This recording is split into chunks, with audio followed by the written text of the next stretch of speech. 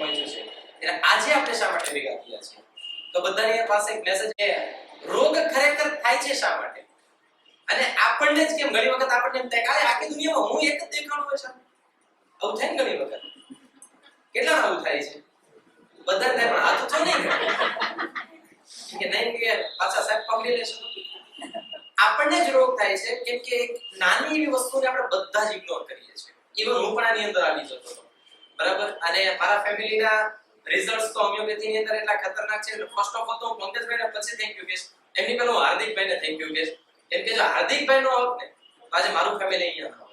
એટલે thank you હાર્દિકભાઈ કે જેણે મને પંકજ સર સુધી લાવવા માટે એક રાહ દોરી બન્યા અને આંગળી ચિંધ્યોનો પૂર્ણ ચેનલ લીધો. અને ત્યાર પછી પંકજ સરની સાથે મુલાકાત થઈ. હું હેલ્ધી થયો, મારી ડોટર હેલ્ધી થઈ, મારી વાઈફ હેલ્ધી થઈ અને મારી ડોટરનો એક જ રિઝલ્ટ શેર કરી દઉં. અને હું રિઝલ્ટ શેર કર્યા વગર મારે ચાલતું નથી. એટલું જબરદસ્ત રિઝલ્ટ છે. YouTube ની અંદર પણ આપણી YouTube ચેનલમાં છે. મારી ડોટર આઈ થિંક 1.5 વર્ષની કે 1.5 વર્ષની છે, એક્ઝેક્ટલી મને યાદ નથી એ સમયની ઘટના. અને ન્યુમોનિયા થયેલો. અને હાર્દિકભાઈને મેં પૂછ્યું, મેં કીધું હાર્દિકભાઈ કેમ કે સંકળાયેલા વધારે અમારા ગ્રુપની અંદર, એટલે મેં કીધું મારી ડોટરને ન્યુમોનિયા થયો છે અને મારે એને એક પણ ઇન્જેક્શન આપવું નથી. કેમ કે ઇન્જેક્શન એ જ્યારે આપતા હોય જે છોકરાની હાલત હોય ને એ જેટલા રસી પવાઈ ગયા છે એ બધાને ખબર જ હશે. એટલે મારે કે ડિસ્ક્રિપ્શન કરવાની જરૂર નથી. નક્કી કર્યું તો ઇન્જેક્શન નથી આપવું, એને કોઈ જાતની એવી મોઢું પકડાવીને એને કે ઢાંકણું દવાનું પાવું નથી. હાર્દિકભાઈ કે કઈ વાંધો નહીં, પંકજ સર ત્યાં જાઓ. અને મને યાદ છે 102 એમને તાવ હતો, રાત્રિનો સમય હતો, ન્યુમોનિયા થયેલો હતો. મારી વાઈફ કોઈ સંજોગોમાં માનવા રેડી નહીં. આનાથી સારું ન થાય કે તમે આ ધંધામાં રહેવા દો. ગામ આખું ના પાડે, ઘર આખું ના પાડે. 2 વર્ષની છોકરીને રાત્રે આટલો તાવ હોય, તમે ટચ કરો તો તમને ગરમ લાગે, તમને એમ થાય કે આ છોકરી હવારે રહે કે નહીં રહે. આવી હાલત. અને 24 કલાક પછી એની છોકરી ગીત ઉપર ડાન્સ કરતી હતી, બરાબર. 2.5 વર્ષની છોકરી જે 2.5 વર્ષની છોકરી જેટલી ચાલી શકે એટલી એ છોકરી નાચતી હતી. અને 12 દિવસની અંદર વિધાઉટ એક પણ જાતની એલોપેથીની ટેબ્લેટ, ઇન્જેક્શન કે બોટલ લીધા વગર 12 દિવસની અંદર ન્યુમોનિયા ગયો તે ગયો. મારી છોકરી 4.5 વર્ષની છે, હજી સુધી મેં કયો કરતા આવ્યો નથી. એટલા માટે પછી ખબર પડી કે શા માટે બીમાર પડતા હતા. તો એક નાનું કારણ છે જે આપણે ઇગ્નોર કરીએ છીએ. અને જેની વાત ત્રણેય આપણા ડિગ્નિટીઝ ડોક્ટરો આપણી વચ્ચે કરવાના છે. પણ હું ત્રણેયનો પરિચય પછી આપીશ. એની પહેલા આપણે જે ખાવાના છે એની વેલ્યુ તો ખબર હોવી જોઈએ. આપણને રોટલીની વેલ્યુ નથી ને એટલે પીઝા માટે દોડીએ છીએ. બાકી જેથી રોટલીની વેલ્યુ સમજાય કે તેથી પીઝાને મેં ભાગવાના નથી. એમ જ્યાં સુધી આપણને આજના પ્રોગ્રામની વેલ્યુ નહીં સમજે ત્યાં સુધી જે લોકો વેલ્યુ આપવાના છે ને એને આપણે નહીં સમજી શકીએ. તો સૌથી વિશેષ વસ્તુ કે આપણી પાસે બીમારી આવે છે તો એ કેવી રીતે આવે છે? તો જે લોકોને બીમારી આવી છે એ લોકોના અનુભવો અહીંયા લીધેલા છે અને એ શેર કરવાના છે. કેમને કેમ બીમારી આવી. ત્યાર પછી ઇમરજન્સીમાં હોમિયોપેથી કેવી કામ કરે છે. મારા ઘરનો એક દાખલો તો મેં તમને કહી દીધો. અને બાકી ઘણા બધા જે રિઝલ્ટ્સ આપણે અહીંયા જોવાના છે કે ઇમરજન્સીમાં પણ હોમિયોપેથી આવું બેસ્ટ રિઝલ્ટ આવે છે.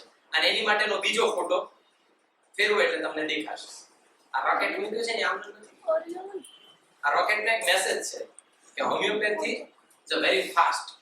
અને આપણે ઘણી વખત એવું કે આપણે સાંભળીએ છીએ કે ભાઈ એ ટાઢા તમારા 3 મહિને નહીં સારું થઈ રહે, એને હળવેક ધારણ કેવું પડે. ભાઈ 3 મહિના સુધી એટલા માટે 2 દિવસથી રેડી થઈ ગયું છે ને એ પાછું ન થાય ને એટલા માટે 3 મહિના સુધી છે. એટલે આ ત્યારે કહી શકીએ જ્યારે આપણે રિઝલ્ટ્સ જોયા હોય. અને સૌથી મોટી વસ્તુ ગમે એ રોગ લઈને તમે આવો તો ડોક્ટર સાહેબ તમને એક જ બોટલ આપે. તમે એમ કહો પગ દુખે છે તો એ, માથું દુખે છે તો એ, પેટમાં તકલીફ છે તો એ, 20 પ્રકારના રોગ, 25 પ્રકારના રોગ, 5 પ્રકારના રોગ, દવા એક જ. કારણ કેમ કે કારણ એની અંદર સૌથી પહેલા તમારા મન સુધી પહોંચવામાં આવે અને પછી તમારા તન સુધી પહોંચે છે. તો સૌથી મોટી વસ્તુ છે કે આ મન સુધીની પહોંચવાની જે યાત્રા છે ને એ કેટલી અઘરી હોય. તો યાત્રા માટે એ લોકોએ કેટલો પોતાનું ડેડિકેશન આપ્યું છે. તો પહેલી ક્લેપિંગ હું ડોક્ટર પંકજ સર માટે કરાવીશ, જેમણે ભાવનગર કોલેજમાંથી BS MS પાસ આઉટ કરેલું છે. MSc જેણે લંડનની અંદર કમ્પ્લીટ કરેલું છે. 4.5 વર્ષથી હોમિયોપેથી ફિલ્ડની અંદર જેઓ પ્રેક્ટિસ કરી રહ્યા છે. અને ચાલતું નાનું એવું ક્લિનિક હતું અને ત્યાંથી લઈને આજ દિવસ સુધીની જર્ની. અને છેલ્લા 6 મહિનાથી આ સરસ મજાની હોમિયોપેથીની હોસ્પિટલ, અત્યાર સુધી હોમિયોપેથી ક્લિનિક કહેવાતું અને અહીંયા હોસ્પિટલ એટલે કે બેડ સહિતની સુવિધા છે. દેખો જોરદાર ક્લેપિંગ સાથે સેકન્ડ છે ડોક્ટર નીતલ મેમ, જેણે BHMS મહાલક્ષ્મી કોલેજ બરોડાથી કરેલું છે. છેલ્લા 2.5 વર્ષથી હું તેને ઓળખું છું અને મારી ડોટર તો દર 6 મહિને કાંઈ વાંધો નહીં તો મેડમને મળવા માંડે. શું કામ ખબર? એ કે હાલો કાંઈ વાંધો નહીં તેમ કે પપ્પા પેટમાં દુખે છે. હું કહું કે સારું થઈ જશે કે નહીં, આપણે પેલા મેમને મળવા જવાનું છે. સો એવો સરસ મજાનો નેચર છે અને છેલ્લા 2.5 વર્ષથી પંકજભાઈની સાથે વર્ક કરે છે અને છેલ્લા 5 મહિનાથી આ સરસ મજાની હોસ્પિટલમાં જો ક્લિનિકની અંદર વર્ક કરી રહ્યા છે. તો ડોક્ટર મિત્તલબેનને એક જોરદાર ક્લેપિંગથી આપણે વધાવીશું. અહીંયા નામ લખાવી દેજો ખાસ જે લોકો આવતા જાય. યસ, અહીંયા. Okay, thank you. સુરત છે, ઘરના બધા લોકો છે એટલે ચિંતા કરવા જરૂર નથી. બિચારા એન્ટ્રી કરે તો બી છે, આટલા બધા બેહી ગયા, હું લેટ પડ્યો. ઓકે, એન્ડ છેલ્લા આપણા ડોક્ટર પ્રિયા મેમ માટે એક જોરદાર ક્લેપિંગ કરીશું. જેણે BHMS સિટી પનસીગર કોલેજમાંથી કરેલું છે સુરતથી. 1.5 વર્ષથી પંકજ સરની સાથે તેઓ આ ફિલ્ડની અંદર નોલેજ લઈ રહ્યા છે અને લોકોને સારા કરી રહ્યા છે અને 3 મહિનાથી હીરાબાગ વાળું જે ક્લિનિક છે ત્યાં પોતે કામ કરી રહ્યા છે. તો ત્રણેય ડોક્ટર્સને એક જોરદાર ક્લેપિંગથી વધાવીએ. ઓલમોસ્ટ આપણો ટાઈમ થઈ ગયો છે. સો વધારે મારે એડવર્ટાઇઝમેન્ટનું રૂપ નથી બનવું કેમ કે તમે જેની માટે આવ્યા છો એ જ અમારે તમને પ્રેઝન્ટ કરવાનું છે. પણ સૌથી પહેલા છેલ્લે સુધી તમારા ફેસ ઉપર કાંઈ ન કરી શકો તો કાંઈ નહીં. મારા ફેસ ઉપર અત્યારે જે તમને દેખાય છે ને એ તમારા ફેસ ઉપર એટલે અહીંયા જે બોલવા આવવાના છે ને બરાબર, અહીંયા તમને જે કહેવા આવવાના છે ને એ દિલથી તમને શેર કરી શકશો. બાકી ધોયેલ મોઢા જે જોઈએ બેસું ને તો આપણે ધોયેલ મોઢા છે કાંઈ લઈ જવાનું. જો બેસ્ટ વસ્તુ લેવા આવ્યા છો તો એક વખત જોરદાર ક્લેપિંગ સાથે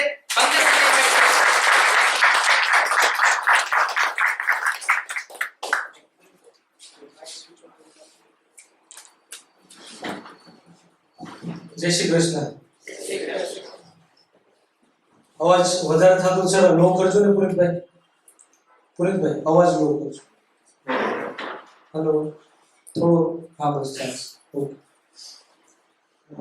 પહેલા તો ખૂબ ખૂબ આભાર કે તમે પોતાની હેલ્થ પ્રત્યે એટલા કોન્શિયસ છો કે આ પ્રોગ્રામ થાય તો એટેન્ડ કરવાની ઈચ્છા તો થાય છે.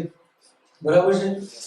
અત્યારે જે મેઇન કેસીસ બધા પ્રેઝન્ટ કરવાના છે એનો પર્પઝ ખાલી એ છે કે જે લોકો અમારી પાસે આવતા હોય છે બીમારી લઈને અને જે કેસીસમાં અમે સક્સેસફુલ થયા હોઈએ ટ્રીટ કરવામાં અને સામાન્ય વ્યક્તિને કંઈક હેલ્પ કરી શક્યા હોઈએ તો એ વ્યક્તિ જે કારણથી બીમાર પડી હોય, એણે જે ભૂલ કરી હોય એમાંથી કંઈક ને કંઈક તો લર્નિંગ નીકળે, શીખવાનું કંઈક નીકળે.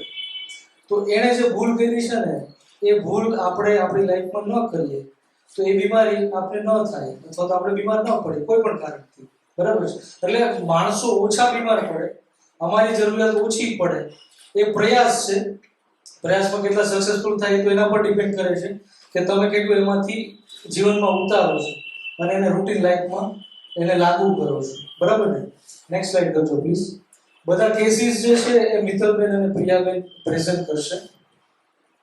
અમારા માસ્ટર છે ડોક્ટર સેમ્યુઅલ હનીમન, જેના થકી આખી હોમિયોપેથિક સિસ્ટમ ઊભી છે, જેના એ જર્મનીથી બિલોંગ કરે છે. અને નેક્સ્ટ સ્લાઇડ પ્લીઝ. જે કે પણ છે અત્યારે જે કે પણ સમજણ છે એ બધી એમના લીધે છે. આપણે અહીંયા ભેગા થયા છે એનું કારણ તો મેં તમને કહી દીધું. Next slide please. તો બીમાર શું કામ પડીએ છે એ સમજતા પહેલા એ સમજી લઈએ કે આપણું જે શરીર છે એને હેલ્ધી કઈ રીતે રાખી શકાય. આપણું શરીર જે છે એ નાના નાના યુનિટનું બનેલું છે, એને સેલ કહેવાય. આપણે મકાન બનાવીએ તો ઈંટોનો ઉપયોગ કરીએ, એવી ઘણી બધી ઈંટો ઉપયોગ કરીએ ત્યારે આખું મકાન બને. Thank you. યુએસબી ત્યાં મૂકવું પડશે, કનેક્ટ કરજો.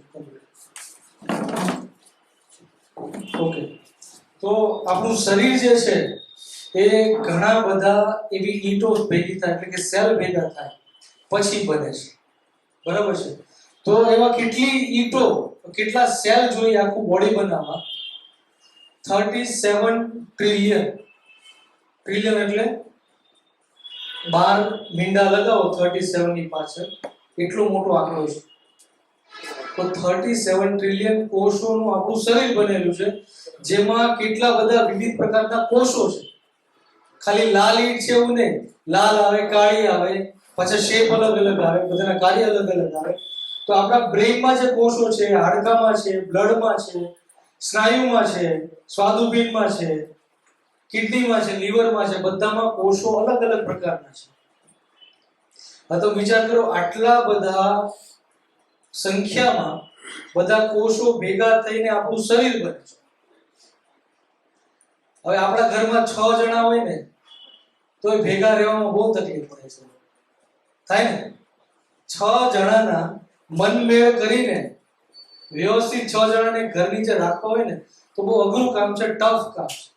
કેમ કે એકને એક રીતે ફાવતું હોય, બીજાને બીજા રીતે ફાવતું હોય. તમે રસોઈ બનાવો તોય વાંધા કે આનું શાક શું કામ બનાવ્યું, તો કે ભાઈ ઓલાને નહોતું ફાવતું, પણ ઓલો કે મને નથી ફાવતું. એકબીજાના મેળ કરવા બહુ અઘરા છે. સ્વભાવ બધાના અલગ અલગ છે સાહેબ, સ્વભાવ અલગ અલગ છે, પ્રકાર અલગ અલગ છે, કોષના સંખ્યા જાજી છે, અને એ બધા એકબીજાના સહકારથી, સહભાવથી અને રિધમથી, તાલમેલથી કામ કરે છે ને, એટલે આપણે હેલ્ધી છીએ, એટલે આપણે મજા આવે છે, એટલે આપણે એમ થાય છે ચાલ ચાલ બહાર ચાલવા જાવ, કંઈક ખાઈ લો, કંઈક પી લો. એ બધી ઈચ્છાઓ થાય છે ને, અંદરથી સારું લાગે છે ને, એટલે આપણે હેલ્ધી છીએ. જે દિવસે એમ થાય ને ગોઠણ દુખવા માંડ્યો, માથું દુખે છે, પેટ ભારે ભારે લાગે છે, ગેસ વધારે બને છે, કબજિયાત થાય છે, ઇન્ફેક્શન લાગ્યું, તાવ આવી ગયો, ધેટ મીન્સ કે સિસ્ટમ ડિસ્ટર્બ થઈ છે. હવે ડિસ્ટર્બ શું કામ થઈ એ કારણ જાણવું જરૂરી છે. જો તકલીફને તમારે જડ મૂળથી મટાડવી હોય તો. હવે તમે આવી જાઓ. તો જડમૂળથી મટાડ્યું હોય ને તો એનું કારણ જાણવું જરૂરી છે. કારણને નહીં જાણો, પંખો કરી આપજો ને નિધિભાઈ. કારણને નહીં જાણો તો તકલીફને જડમૂળથી કાઢી નહીં શકો. એટલે કારણ સૌથી વધારે ઇમ્પોર્ટન્ટ વસ્તુ છે.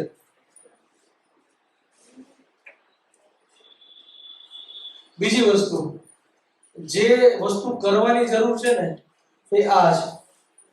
અત્યારે અમારી મેડિકલ ફિલ્ડમાં તકલીફ એ છે કે આંખનો ડોક્ટર અલગ છે, દાંતનો ડોક્ટર અલગ છે, ફેફસાનો ડોક્ટર અલગ છે, આંતરડાનો ડોક્ટર અલગ છે, કાનનો ડોક્ટર અલગ છે, લીવરનો ડોક્ટર અલગ છે, મગજનો ડોક્ટર અલગ છે અને હૃદયનો ડોક્ટર અલગ છે. શરીર તો એક જ છે સાહેબ, બરાબર ને? શરીર એક જ છે, ડોક્ટર અલગ અલગ છે. તમે મરણીય પ્રયાસ કરી લો પણ તમને રોગમાંથી બહાર નહીં નીકળો. એટલા માટે કે કોઈ પણ રોગ થાય ને તો આપણે એવું સમજીએ કે ધારો કે મને ખંજવાળ આવે છે તો હું એમ સમજતો હોય કે મારી ચામડી પૂરતી તકલીફ છે તો એ મારી મૂર્ખામી છે. મને માથું દુખે છે તો ખાલી મારું મગજ જ બીમાર છે એ મારી મૂર્ખામી છે. સાહેબ, શરીર આખું બીમાર પડે, કટકે કટકે બીમાર ન પડે. ચેર અહીંયા પાછળ પડી છે, કોઈ એક્સ્ટ્રા અંદર છે, અંદર ચેર છે, કોઈ જોયું તમે? આવી જાઓ.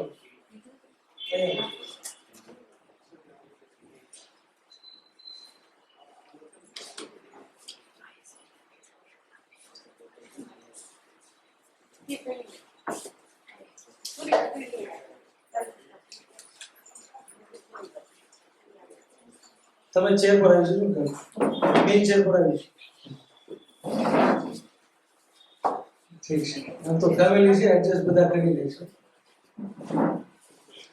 હા, તો આપણે ક્યાં હતા કે શરીર જે છે એ એક છે. કોઈ પણ બીમારી થાય તો આખા શરીરને અફેક્ટ કરે, આખું શરીર બીમાર પડે, કોઈ એક ભાગ બીમાર ન પડે. એક ઉદાહરણ આપું તમને. આજે સવારે એક બેન આવ્યા અપોઇન્ટમેન્ટ લેવા માટે. બીજું પેશન્ટ જે હતું એ જ લઈને આવ્યા હતા, કેમ કે એના બાળકને એલર્જીની પ્રોબ્લેમ હતી. એલર્જીની પ્રોબ્લેમ સોર્ટ આઉટ થઈ ગઈ એટલે બીજા એલર્જી વાળા હતા એને પકડીને લેતા આવ્યા કે ભાઈ મને સારું થઈ ગયું, તને સારું થઈ જશે. બેન અપોઇન્ટમેન્ટ લેવા આવ્યા તો અપોઇન્ટમેન્ટ મને પૂછે છે તકલીફ વિશે. પૂછતા પૂછતા આખા શરીરે ખંજવાળતા, અને ખંજવાળતા ખંજવાળતા મેં પૂછ્યું શું થાય છે એટલે રોવા માંડ્યા. તકલીફ તો ચામડીની છે ને સાહેબ, તો રડે છે શું કામ? એમ કે છે હું ત્રાસી ગઈ છું, કંટાળી ગઈ છું. તો તકલીફ તો ચામડી પર છે ને. જે ફિલિંગ જે કે છે એ તો મનની કે છે ને, કે કંટાળી ગઈ છું, ત્રાસી ગઈ છું, રડે છે. તકલીફ તો ચામડીની છે, તો ચામડી જ અફેક્ટ થવી જોઈએ ને. આ કેમ અફેક્ટ થાય છે? થાય છે ને.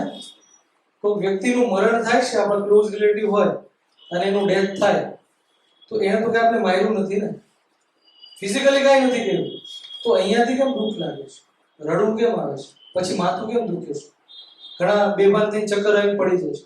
આવી કઈ ઘટના બને ને, કોઈને શોક લાગે તો બેભાન થઈને પડી જાય, તો ઓલા વ્યક્તિને કઈ કર્યું નથી, પણ એ જોઈને આખી શરીર, આખું સિસ્ટમ છે ક્રેશ ડાઉન થઈ ગયું, પડી ગયું ત્યાંથી. તો આપણે એમ સમજતા હોઈએ કે મને કેન્સર થયું છે, તો અહીંયા થયું છે, તો હું એ કાઢી નાખું તો કેન્સર જતું રહ્યું. સાહેબ એક રોગ છે, પ્રોસેસ છે ને આખી. તમે પ્રોસેસને નહીં હટાવો ને ત્યાં સુધી રોગ ત્યાંથી નહીં. આ એક્સપિરિયન્સ ઉપરથી કહું છું. હવે સમજી લે કે બીમાર શું કામ પડે છે. અમે જેટલા કેસીસ ટ્રીટ કર્યા છે, જે સાવ ક્યોર થઈ ગયા છે પેશન્ટ્સ, એના એક્સપિરિયન્સ ઉપરથી કહું છું કે એમાં જ્યારે ઊંડા ઉતરીએ ને કેસમાં, ત્યારે ખબર પડે છે કે એને બીમાર પાડવાના કારણ મેજોરિટી કેસમાં મેન્ટલ ડિસ્ટર્બન્સ હોય છે. કંઈક ને કંઈક થયું હોય ઘટના, અહીંયા ડિસ્ટર્બન્સ આવ્યું હોય અને પછી એ બીમાર પડ્યા, મોટા ભાગના કેસમાં. અને તકલીફ શું થાય છે, આપણે જેટલા પણ રિપોર્ટ કરાવીએ ને એમાં આપણે પકડવાની ટ્રાય કરતા હોઈએ કયા બેક્ટેરિયાનું ઇન્ફેક્શન લાગ્યું, કયા વાયરસનું ઇન્ફેક્શન લાગ્યું, એ જ પકડીએ છીએ. એમઆરઆઈમાં શું આવે છે, સીટી સ્કેનમાં શું આવે છે, સીટી સ્કેન નોર્મલ આવે, બ્લડ રિપોર્ટ નોર્મલ આવે, પેશાબનો રિપોર્ટ નોર્મલ આવે, એટલે ડોક્ટર એમ કહે કે ભાઈ તમારું પેશન્ટ સાયકિક છે. રિપોર્ટ નોર્મલ છે એટલે એ સાયકિક છે, પણ પેશન્ટને ખબર હોય તકલીફ મને થાય છે, રિપોર્ટમાં નથી આવતું, ધેટ મીન્સ કે સિસ્ટમ ત્યાં સુધી હજી પહોંચી નથી કે પેશન્ટની એ તકલીફ ડાયગ્નોઝ કરી શકે, પકડી શકે. એટલે પેશન્ટ સાયકિક નથી, સિસ્ટમ સાયકિક લેવલે છે કે વસ્તુ પેશન્ટની પકડી હજી નથી શકતા આપણે, એટલી ઉણપ છે આપણે. અને એ વસ્તુ આપણે કેસીસથી સમજીએ તો હું મિત્તલબેનને રિક્વેસ્ટ કરીશ કે કેસીસ પ્રેઝન્ટ કરી અને એટલું ઇઝીલી અન્ડરસ્ટેન્ડ કરાવે કે એક્ઝેક્ટલી થાય છે શું. Thank you.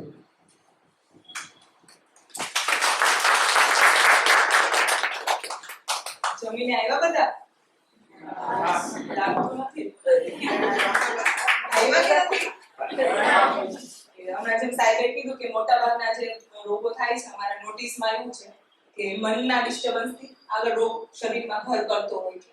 એનો કેસ દ્વારા આગળ સમજવા જઈએ તો પહેલો કેસ છે એલોપેસી, એટલે ઉંદરીની તકલીફ છે.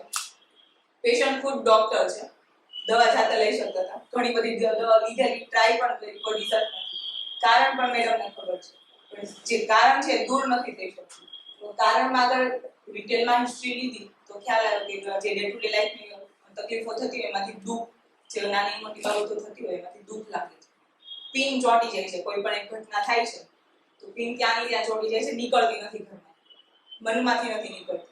એના કારણે આ તકલીફો શરૂ થઈ છે, મેડમને ખુદને ખબર છે. પછી આગળ જ્યારે ડિટેલમાં હિસ્ટ્રી લીધી તો એ નાનપણનું બધું પૂછતા સ્વભાવ બાબતે જનરલી તકલીફ લઈને આવે છે, તો આ તકલીફ આ પેશન્ટને શું કામ થાય છે જાણવાની ટ્રાય કરતા હોઈએ છીએ. પેશન્ટનો સ્વભાવ નાનપણથી ટ્રાય કર્યો સમજવાનો તો એવા રિવ્યુ મળ્યા કે પેશન્ટ એકદમ ડાયું છે, મતલબ જે પાત્રમાં ઢાળો એ પાત્રનો આકાર લઈ લે, એટલું ડાયું પેશન્ટ છે. જનરલી આપણા ઘરમાં પણ એવી રીતે સભ્યો હશે, નાનું બાળકથી માંડીને મોટા, કોઈ પણ સમજે છે આ માણસ તો માણસને ચાલી જશે.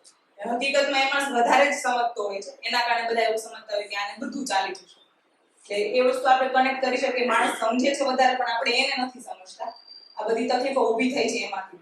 પેશન્ટ આવીને લિટરલી રડે છે કે મારા વાળ જાય છે, મેડમના વાળ પણ બહુ મોટા હતા, એટલો બધો ગ્રોથ લઈને આવેલા, એક ગૂંચમાંથી એટલા વાળ નીકળે છે.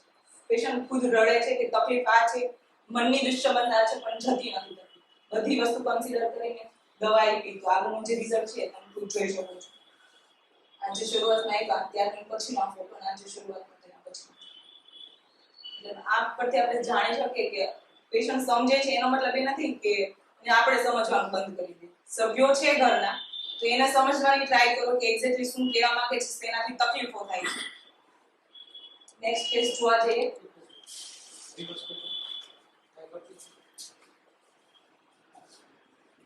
અને ખૂટતી કડી કહું. આ મેડમ જે છે ને એમ કહી શકાય કે એના ઘરમાં સૌથી ડાયામાં ડાઈ વ્યક્તિ હોય ને તો એ આ ડાયામાં ડાઈ એટલે એના રિલેટિવ એના માટે એક શબ્દ વાપરતા મેડમે કીધું ને કે આ બેનને તમે જે પાત્રમાં નાખો ને એ પાત્રનો શેપ લઈ લે. એનો કહેવાનો મતલબ એમ છે કે જે સિચ્યુએશનમાં નાખો તે ત્યાં ઢળી જશે.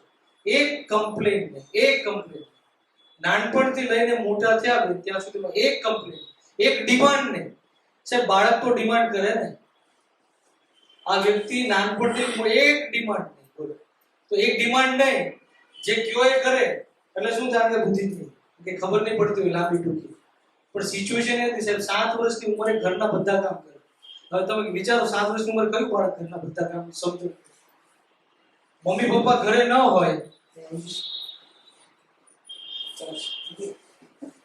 મમ્મી પપ્પા ઘરે ન હોય તો ઘરની બધી જ જવાબદારી ભાઈ બહેનની જવાબદારી બધી એ ઉઠાવે. આટલી નાની ઉંમરે કોઈ ડિમાન્ડ નથી કરતા. કોઈ કપડા લાવ્યો હોય 3 જોડી તો ભાઈ બહેન સિલેક્ટ કરી લેશે ને પછી એ છેલ્લે લેશે. એને ખબર છે મને ગમતું જો હતું ને એ પેલા બેન લઈ ગયા મારા, પણ એ બોલશે નહીં કે મને ગમતું તું તું મને આપી દે. આટલી સમજો. પણ એક જ તકલીફ કે દુઃખ બહુ લાગે નાની નાની વસ્તુ, પણ એ કહેશે ને અંદર રાખશે. એટલું ડાયું છે કે કહેતું નથી, અંદર રાખી મૂકે છે. તકલીફ એ હતી કે બંને હસબન્ડ વાઈફ વચ્ચે ક્લેશ થયો, ઇશ્યુ થયો, અને જે ઇશ્યુ બાબત જે ખોટું લાગ્યું ને એ ભૂલાવી નથી શકતા. એ પિન જે ચોંટવાની કીધી ને એ પિન ચોંટી ગઈ. એ ડોક્ટર છે ખુદ, એને ખબર છે કે મને આ પ્રોબ્લેમના લીધે મને પ્રોબ્લેમ થયો છે. હું આ છોડી દઈશ ને તો તકલીફ જતી રહેશે, કેમ કે ખુદે પેશન્ટ ટ્રીટ કરે છે. પણ એનાથી નથી થતું. એને ગમે એટલી ટ્રાય કરે પાછું પેલું યાદ આવે છે. એનાથી સ્વભાવમાં ફેરફાર નથી થતો. ત્યારે તો મેડિસિનની જરૂરિયાત હોય. અને આખો કેસ અન્ડરસ્ટેન્ડ કર્યો.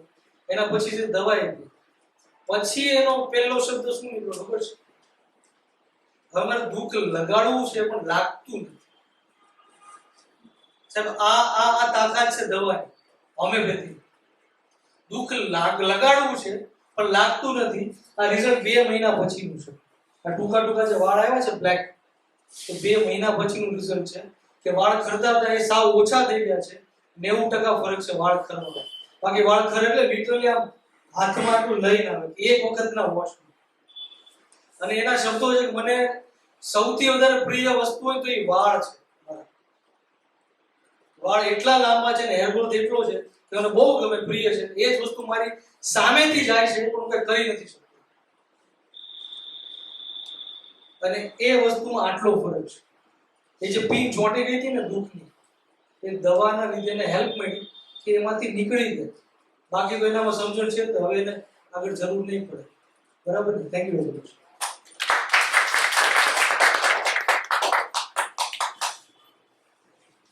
આગળનો કેસ છે. 11 મહિનાની બચ્ચીને મમ્મી લઈને આવે છે. તકલીફ એ છે કે તાવ આવે છે, છોકરીને ખાવા પીવાનું ઓછું થઈ ગયું છે, કચકચ શરૂ છે, ચીડચીડિયો સ્વભાવ થોડોક થઈ ગયો છે. ડિટેલમાં જ્યારે હિસ્ટ્રી લીધી ત્યારે ખ્યાલ આવ્યો કે જે કંઈ તકલીફ થઈ છે મધરના મતલબ ફેમિલીમાં કોઈ ઇશ્યુ થયો છે એના કારણે મધરે તકલીફ પરસ્યુ કરી અને એના પરથી બચ્ચીમાં તકલીફ આવી છે. જનરલી માનવામાં નહીં આવે કે મમ્મીને તકલીફ થઈ છે તો બચ્ચીમાં કેમ આવી. આપણે જ્યારે કોઈ પણ લેડીઝની ડિલિવરી થાય ત્યારે જે બચ્ચાની કાળજી રાખાતી હોય છે ને એટલી જ એની મમ્મીની રાખાતી હોય છે. માથે બાંધી રાખો મમ્મી ના રાખી જાય, ખાવામાં ધ્યાન રાખો, ગેસ વાળું ના ખાતા, પેટમાં તકલીફ થશે બચ્ચાને, બધી ધ્યાન રાખીએ છીએ તો મનની તકલીફ કેમ બચ્ચામાં પાસ નથી. એ સેમ કન્ડિશન લઈને આ પેશન્ટ આવેલું છે. મમ્મીને તકલીફ હતી, ગુસ્સો, જે ઘટના થઈ તે બાબતનો ગુસ્સો હતો, એ બાબતનું દુઃખ પણ હતું. મનમાં ત્યાં ને ત્યાં રહી ગયું. એટલે એ બાબતની પેશન્ટ ખુલ્લું કરવા મતલબ માંગતું નહોતું, ત્યાંથી નીકળવા નહોતું માંગતું. ત્યાંથી પોઈન્ટ ત્યાં ને ત્યાં પકડે રાખેલો છે કે ગુસ્સો છે એ બાબતનો અને દુઃખ છે. એ વસ્તુ બચ્ચીને હેરાન કરે છે. પેશન્ટ ખુદ હેરાન થાય છે, પ્લસ એના ઘરના પણ સભ્યો હેરાન થાય છે. આ બધી તકલીફ જો આપણી સાથે કોરિલેટ કરવા જઈએ તો કોઈ પોઈન્ટ પર જે પિન ચોટી જવાના આગળ વાત થઈ ઉખડી જાય ને તો ઘણી બધી ઘરમાં પણ શાંતિ થઈ છે અને ખુદ પેશન્ટમાં પણ ઘણી શાંતિ થઈ છે. દવા આપી પછી જે ફેરફાર થયા એ આગળ જોઈએ. નેક્સ્ટ કેસ છે 35 વર્ષના ફિમેલ પેશન્ટ છે. હાઇપોથાઇરોઇડિક તકલીફ, રિપોર્ટ લઈને જાય તો મને થાઇરોઇડની તકલીફ છે. 2016 માં મેરેજ થયા, 2018 માં રિપોર્ટ લઈને આવ્યા કે હાઇપોથાઇરોઇડની તકલીફ છે. જે કે લક્ષણો હતા બધા નોટ ડાઉન તો કર્યા, પણ જ્યારે એને ડિટેલમાં હિસ્ટ્રી લીધી ને ત્યારે ખ્યાલ આવ્યો કે એની જે મેરિડ લાઈફ હતી ને એમાં એને ડિસ્ટર્બન્સ આવ્યા. આમાં તમે એક શબ્દ વાંચ્યો છે કે ગ્રીફ, જે કોમનલી બધાને થતું જ હોય છે, બધાના જ ઘરમાં હોય છે. કોઈ ઘટના થાય છે, દુઃખ લાગે છે, વસ્તુ ત્યાં ને ત્યાં પકડી રાખે છે. કોઈ પણ ઘટના થાય છે, મનમાં રહે છે, નથી નીકળતું. આ પેશન્ટને પણ સેમ એવું જ કંઈક હતું.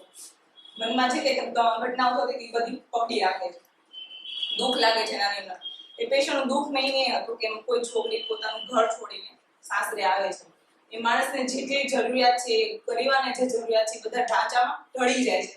તો આપણને જ્યારે જરૂરિયાત છે ત્યારે આ બધા કેમ હાજર નથી. એટલે કંઈક માણસ આવે છે તો મશીનની જેમ કામ જ કરવા નથી આવતું. એમના પણ કંઈક ઇમોશન્સ હોય છે, એમને પણ કંઈક સમજવાની જરૂર હોય છે. તો એ વસ્તુ આ પેશન્ટને નથી. એના કારણે કન્ટિન્યુઅસ એની જ ઘટનાઓ 2 વર્ષ રિપીટ થયા કરે છે અને તકલીફ આગળ સર્જાણી છે હાઇપોથાઇરોઇડ. પેશન્ટ ખુદ હેરાન થાય છે આ વસ્તુ મનમાં. તો આગળના લાઈફ લેસનમાં જોવા જઈએ તો જે કંઈ ઘટનાઓ થાય છે માણસ અંદર રાખે છે કે એની સામે આપણે એવું પણ રિસ્પોન્સ કરી શકીએ ને કે માણસને સમજતા શીખીએ. એ માણસ જ્યાંથી આવ્યું છે બેકગ્રાઉન્ડને સમજતા શીખીએ, માણસ કઈ રીતે રહેલું છે એ માણસને સમજતા શીખીએ. નેક્સ્ટ કેસ છે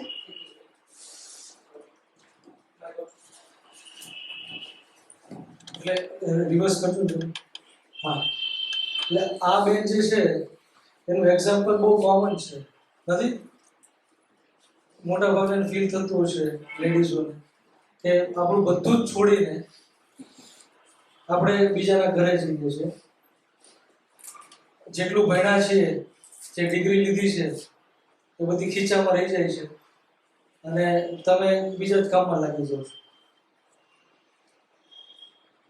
બધું ત્યાગ કરીને એ લોકો માટે આટલું બલિદાન આપો છો, સેવા કરો છો. એની સામે જ્યારે તમે બીમાર પડો છો ત્યારે કોઈ સામેથી એટલું નથી પૂછતું કે ચાલ તેનું દવાખાને લઈ જાઓ, ટ્રીટમેન્ટ કરાવી દો, પ્રોબ્લેમ છે. આ વસ્તુનું એને દુઃખ લાગે છે કે આવું થી કેવું છે કે માણસ છીએ કે મશીન છીએ? કઈ ઇમોશન જ નહીં. કામ કરો તો જ ઇમ્પોર્ટન્સ છે ઘરમાં, કામ ન કરો બીમાર પડ્યા એટલે કોઈ ઇમ્પોર્ટન્સ જ નથી. આવી લાઈફ હોય.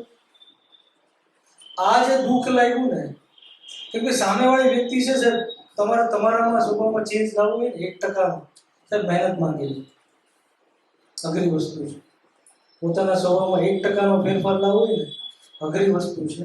અને આપણે એવું એક્સપેક્ટ કરીએ કે સામેવાળો આ રીતે બિહેવ ન કરવો જોઈએ, એને આ રીતે બિહેવ કરવું જોઈએ. એક્સપેક્ટેશન રાખવી અઘરી છે, કેમ કે એ ન આવે. તમે તમારામાં ચેન્જ ન લાવી શકો તો એવું કઈ રીતે એક્સપેક્ટ કરો કે સામેવાળો ચેન્જ લાવશે? સિચ્યુએશન એ જ રહેવાની છે. આપણે આપણો ચશ્મા ચેન્જ કરવો પડશે. એ બેને જે દુઃખ લગાડ્યું, લાગ્યા કર્યું એ તો લાગવાનું જ છે ને સર. તમે જ્યાં સુધી ત્યાં છો એ સિચ્યુએશન રિપીટ જ થવાની છે. અને થયું શું? થાઇરોઇડનો પ્રોબ્લેમ થઈ ગયો. થાઇરોઇડનો પ્રોબ્લેમ થયો, આખો સમજો, દવા આપી, દવા આપ્યા પછી થાઇરોઇડમાં એટલો ફેરફાર આવી ગયો કે નોર્મલ થઈ ગયું. વિધાઉટ મેડિસિન થાઇરોઇડ બેલેન્સમાં રહે છે. બેનને અત્યારે ડાયવોર્સ થઈ ગયા છે, પણ અત્યારે મેન્ટલી મક્કમ છે કે હું મારા મમ્મી પપ્પાને ઘરે છું, મારા પગ ઉપર અડીખમ છું. હું મારે જેટલું જરૂરિયાતની વસ્તુ છે પણ જાતે કમાઈને ખાઈ શકું છું. બીજા મેરેજ થશે તો એવા ઘરમાં જઈશ કે જ્યાં મારી ઇમ્પોર્ટન્સ હોય, ત્યાં જ મેરેજ કરીશ, નકર નહીં કરું. હવે મને વિશ્વાસ છે કે આ બેન હવે બીમાર નહીં થાય, આને થાઇરોઇડનો ઇશ્યુ નહીં થાય. જે મનથી મક્કમ થઈ ગયા છે, સામેવાળા ગમે તેવા હોય, મને એનાથી ફરક નથી પડતો. હું બેલેન્સ રહીશ. બરાબર ને? Thank you very much.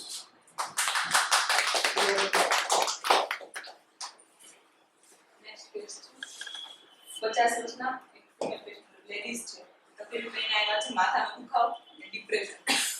ડિટેલમાં હિસ્ટ્રી લીધી તો ખ્યાલ આવ્યો કે તકલીફ થઈ છે એમના છોકરાના ડેથ પછી. છોકરો બીમાર હતો, હોસ્પિટલમાં હતો, પણ બચાવી નતા શક્યા. એમના પેશન્ટના શબ્દો છે જે હાથમાં હાથ નાખીને જે છોકરો ગયો ને પછીથી એ ઘટના નથી ભૂલાતી એમના.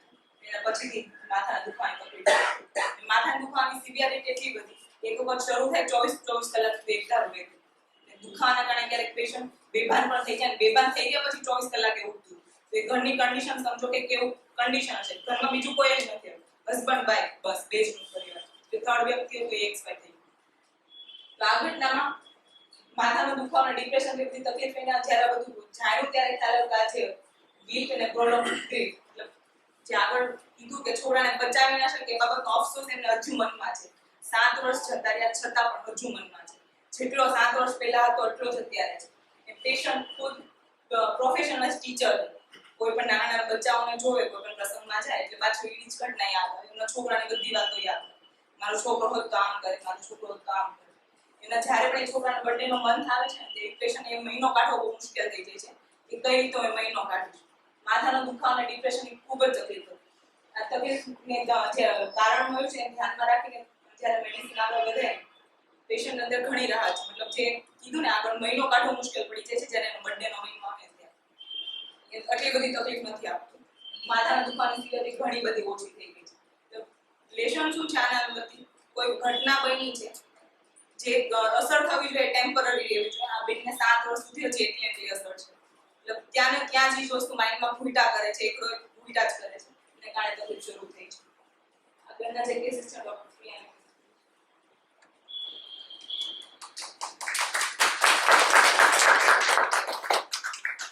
Good evening everyone.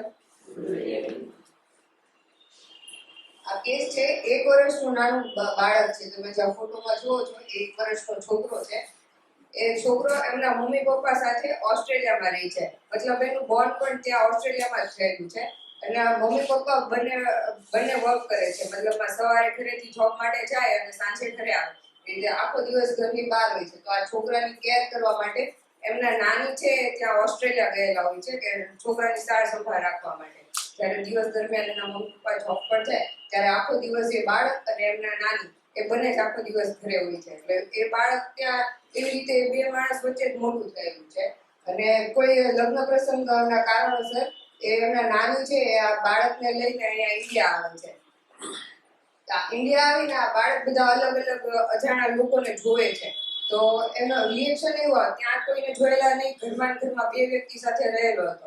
અહીંયા આવીને બધા અજાણ્યા લોકોને જોવે તો પછી તકલીફ એ શરૂ થાય છે કે કશે બાળક રહેતું નથી. બધાને જોઈને આઘો ભાગે છે, ગુસ્સો કરે છે, હાથમાં જે વસ્તુ આવે એ ફેંકી દે. દાદીના ચશ્મા હાથમાં આવે તો ચશ્મા ફેંકી દે, વસ્તુ હાથમાં આવે તો વસ્તુ ફેંકી દે. ટાઈમે ખાય નહીં, સૂવે નહીં, કોઈની સાથે રહેવું ના હોય. આ બધી તકલીફ લઈને આવે છે. મતલબ એને એક શબ્દમાં કહીએ તો બિહેવિયરલ પ્રોબ્લેમ. જેનો સ્વભાવ હતો શાંત હતો, પહેલા શાંતિથી રહેતો હતો, એ રીતે અત્યારે રહેતો નથી. અને આ વસ્તુનું કારણ કે મધરથી દૂર ગયેલો છે અને અહીંયા આવીને બધા અજાણ્યા વ્યક્તિને અલગ વાતાવરણમાં આવ્યો છે. એના લીધે એને આ બધી તકલીફ શરૂ થાય છે. તો આ વસ્તુ કન્સિડર કરીને જ્યારે મેડિસિન આપવામાં આવે છે ત્યાર પછીનું રિઝલ્ટ છે એ પેશન્ટના શબ્દોમાં ત્યારે સ્વભાવમાં તકલીફ શું હતી? ચીડિયો જ હતો. બતાવ્યો થતો નતો. કોઈને કઈ ન અડવા દે, નો એની વાતમાંથી વસ્તુ લેવાય. ઓસ્ટ્રેલિયા તો સારું છે. ત્યારે પછી કોઈ વાંધો નહીં. અહીંયા આવ્યા એટલે આ બધા એના નવા ચહેરા જોયા ને આ માણસો એના હું બોલાવું તો મને ન કરે. આને બધા દસ વાગે વાત કરો, તોડી નાખે, એવું કરે. સત્તર થી 20 વખત મારા નીચે દેખીને વાત ખેંચી લે, હાથ પકડી રાખે, બોલાવે કોઈ બોલાવે જ નહીં થાય. હવે હમણાં અઠવાડિયાથી આવી છે. કેટલા દિવસમાં તમને લાગ્યું કે તેના સ્વભાવમાં ફેરફાર થવો જોઈએ? 5 દિવસે. 5 દિવસ. 5 દિવસે એટલે મને ભૂમિએ એવું કીધું કે મને કે તું ડોક્ટરને પૂછી જો કે હોમિયોપેથિક દવા આટલી બધી જલ્દી ફાસ્ટ અસર કરે. એમાં અમે એવું જાણવા મળે છે હોમિયોપેથિક લાંબા સમય અસર કરે. એમ માટે ડોક્ટર શું કર્યું છે, શું કરી હવે શાંત કર્યું છે. ઘણો ઇતિહાસ છે, 50% થી વધારે શાંત છે. આપણે એવું કહેવાય કે પ્રાણ અને પ્રકૃતિ ભેગા છે. એવું કહેવાય ને, પ્રાણ અને પ્રકૃતિ ભેગા છે.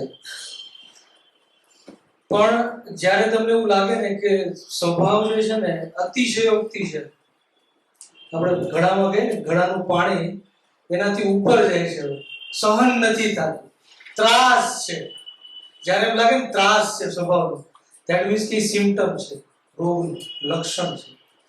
અને હંમેશા જ્યારે અતિશય જતું હોય ને એને હોમિયોપેથી દવા દ્વારા ડાયલ્યુટ કરી શકાય. ડાયલ્યુટ એટલે હળવું પાડી શકાય. એવું નથી કે બચ્ચું ક્રોધ આવશે જ ને, એવું નથી. ક્રોધ આવશે, આવે છે, પણ એ માપસર લિમિટ. પહેલા શું કરતું હતું, તમે ખાલી સામે જુઓ છો ને તો આ ગુસ્સો આવે સીધો, ગુસ્સો આવીને નાનીના ચશ્મા લઈ સીધા ઘા, સામે નથી જોવાતું, દાદીનો વારો પડી જાય છે, વાત વાતમાં ચશ્મા લઈને નાખે, વાત વાતમાં ચશ્મા લઈને નાખે, મારે એ વસ્તુ બંધ થઈ ગઈ. ગુસ્સો આવે પણ બીજા કોઈ રીઝનથી પણ હળવો, આ રીતનો નહીં કે ફેમિલી મેમ્બરને ત્રાસ ન લાગે એ રીતે. Okay, thank you. બીજો જેવો એક કેસ જોઈએ. આમાં 4 વર્ષનો છોકરો છે. આમાં વાત કંઈક એવી છે કે છોકરો એમના મમ્મી પપ્પા સાથે મેળામાં ગયેલો છે. તો મેળામાં સાંજના સમયે કંઈક પગમાં ઠેસ વાગે છે કે એવું કંઈ થાય છે કે કોઈ કારણસર એ પડી જાય છે, પડે આમ ઊંધો પડે છે અને પાછો જે પથ્થર પડેલો છે એ માથામાં વાગે છે. તો માથામાં એ પથ્થર તો સામાન્ય જ વાગ્યો હતો, એટલું બધું લોહી નીકળ્યું કે એવું કંઈ ખાસ થયું નહોતું, પણ એ પડવાના લીધે બાળક એટલો ડરી જાય છે. 1 કલાકમાં તો એટલો ડરેલો હોય છે અને એના મોઢાના હાવભાવ પણ એવા હોય છે કે 1 કલાકમાં એટલો સિવિયર ફીવર, તાવ શરૂ થઈ જાય છે અને આખી રાત બાળક એ તાવના લીધે હેરાન થાય છે કે એના પપ્પાને એનાથી દૂર નથી જવા દેતો. બીજે દિવસે સવારે પણ એ તાવના લીધે એના પપ્પાને ઘરે રહેવું પડે છે. અને તાવ પાછો કેવો કે જે બાજુ સૂવે એ બાજુ જ તાવ આવે. જમણી બાજુ સૂવે તો જમણી બાજુના શરીર પર જ આખું ગરમ હોય, ડાબી બાજુનું શરીર ઠંડુ, ડાબી બાજુ સૂવે તો ડાબી બાજુનું શરીર ગરમ હોય, જમણી બાજુનું શરીર ઠંડુ. એ રીતે કોઈ પણ એક જ સાઈડ તાવ આવે. તો આ તાવનું આ ટાઈપનું પ્રેઝન્ટેશન જોઈને એના મમ્મી પપ્પાને પણ નવાઈ લાગી છે કે આવો તો કેવો તાવ કે અડધા શરીરમાં આવે ને અડધા શરીરમાં નહીં આવે. અને તાવ આવવાનું કારણ એક તો ડર, કે બાળક ડરી ગયો તો પડવાના લીધે. અને આ બાળકને જે ડરવાની વસ્તુ છે એ વસ્તુ તો આપણા ઘરમાં સામાન્ય રીતે પણ થતી હોય. આપણે બાળક કંઈક આપણું કીધેલું ના કરે ને એટલે ડરાવે, તો આમ નહીં કરે ને તો આમ કરી દઈશ, આમ નહીં કરે ને તો આમ કરી દઈશ. પણ આપણને ખબર નથી હોતી કે જે ડરાવવાની વસ્તુ ક્યારેક બાળકના મન પર એટલી અસર કરી જાય છે ને તો ક્યારેક આવી રીતે તાવ કે કોઈ બીજા બીમારીમાં પણ એ કન્વર્ટ થઈ શકે છે. તો આ જે કારણ છે એનું કે ડરના લીધે તાવ આવેલો છે અને આજે એક બાજુના શરીર પર જ તાવ આવે છે. આ કારણ અને આ વસ્તુને ધ્યાનમાં રાખીને જ્યારે મેડિસિન આપેલી છે ત્યારે એનું રિઝલ્ટ શું આવ્યું છે એ આપણે પેશન્ટના શબ્દોમાં. માનસિક તકલીફ શું હોય? હું પડ્યો ને પછી તાવ આવ્યો, એટલે તાવ કઈ રીતે વન સાઈડ જ આવે, એક સાઈડ જે સાઈડ સુતો હોય એ સાઈડ તાવ આવે, બીજી સાઈડ ઠંડુ શરીર રહે. એટલે ગુણામાં ગયા હતા ને ત્યાં પડ્યો હતો, પેટ્રોલ એના કારણે થોડો ડરી ગયો છે, એના કારણે તાવ આવી ગયો. સારું છે. તાવ એટલે કાલે આપણે કેટલા વાગે ડોઝ આપ્યો? સાંજે 6 વાગે 6 વાગે 6 વાગે ડોઝ આપ્યો. પછી એક તો જાય પછી એમાં સારું થઈ ગયું, પછી સુઈ ગયો હતો. પછી આંખ પર નથી. અત્યારે તમને હાલમાં 11 વાગ્યા છે, બરાબર? આમ રિકવરીમાં કેટલા ટકા રિકવરી? 100%. ઓકે. ફીવર કેવું કઈ નથી? પેલા કામ કરતો હતો, અત્યારે ખાવાનું ઓકે. ખાવા પીવામાં ચાલુ કર્યું. પેલા નહોતો જમતો, હા. વ્યવસ્થિત જમવાનું. ઓકે. તો તમારો એક્સપિરિયન્સ શું છે? અનુભૂતિ ઝડપી છે, ધીમી છે, શું છે? બહુ ઝડપી કામ કરે છે, બીજું બધું. Okay, thank you.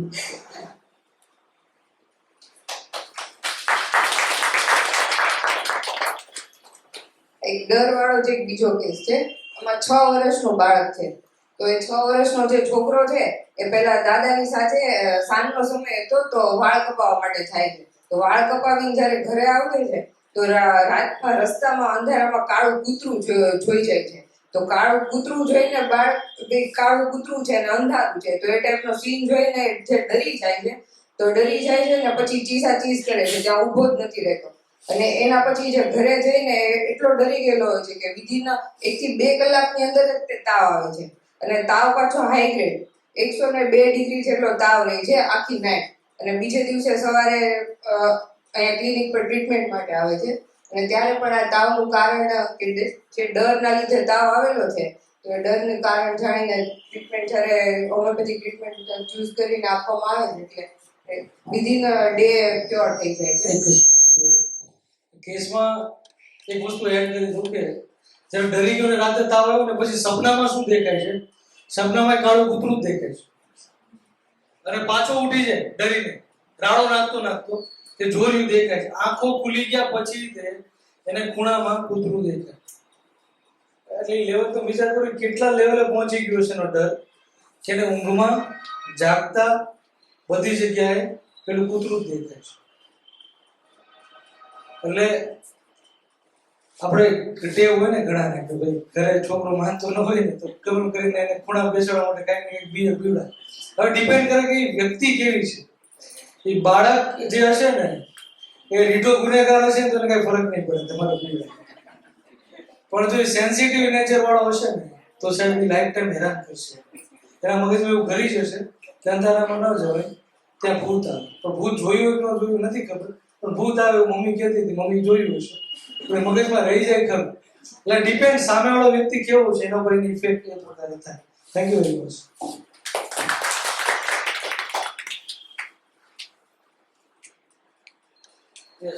અને એ જ વસ્તુ કહેવાની છે કે આપણે જે કેસીસ બતાવ્યા કે મેજોરિટી કેસીસમાં જ્યારે ઊંડું ખોદીએ ને ત્યારે કંઈક મેન્ટલ ડિસ્ટર્બન્સ અથવા તો કંઈક ચેન્જીસ દેખાય જેની ઇમ્પેક્ટ વધારે પડતી થઈ હોય અને ડિસ્ટર્બ થાય ને પછી બોડી અફેક્ટ થાય. કેમ કે આપણે ખબર જ છે કે શરીરનું કંટ્રોલ માઇન્ડ પાસે છે. તો માઇન્ડ ડિસ્ટર્બ થાય, જે કંટ્રોલ સેન્ટર છે, તો બોડી અફેક્ટ થવાનું છે, સીધી વસ્તુ છે, રાઈટ? પણ આપણે શું કરીએ છીએ અત્યારે ફિઝિકલ કોઝ ગોતવાની જાજી મહેનત કરીએ છીએ. જ્યાં ધ્યાન આપવાનું છે ને ત્યાં ધ્યાન ઓછું આપે છે. નેક્સ્ટ સ્લાઇડ કરજો. આ એક મૂવી છે 3 ઇડિયટ વાળું. એમાં એક નાની ક્લિપ કાઢીને મૂકીએ છીએ. આ ઘણું કહી જાય છે કે આપણે કેસીસ અત્યારે બતાવ્યા ને એ એક આ વિડીયોમાં સમ અપ થઈ જાય છે. પ્લીઝ પ્લે કરજો. ना पुलिस को पता चला, ना जॉय के बाप. सब सोच रहे सुसाइड से. पोस्टमार्टम रिपोर्ट में आया मौत का कारण इंटेंस प्रेशर और विंडपाइप रिजल्टिंग इन चोकिंग. वो बेवकूफ सोच रहे हैं कि इधर થોડુંક અનુવાદન કરી દઉં. એ અમીર ખાનનું કેવું એમ છે કે પોસ્ટમોર્ટમના રિપોર્ટમાં એવું આવ્યું કે પેલાનું ડેથ જે છે એ ગળામાં પેલો ફાંસીનો ફંદો નાખ્યો હતો એના લીધે શ્વાસ નડી જાય, એના પર ચોકિંગના લીધે એનું ડેથ થયું છે. બરાબર છે? એવું પોસ્ટમોર્ટમમાં આવ્યું છે. પ્લે કરજો.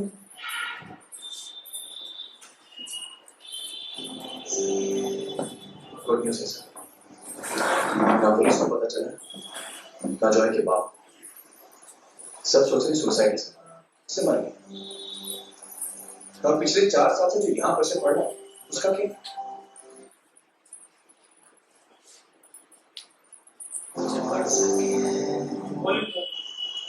सब सोच रहे सुसाइड से.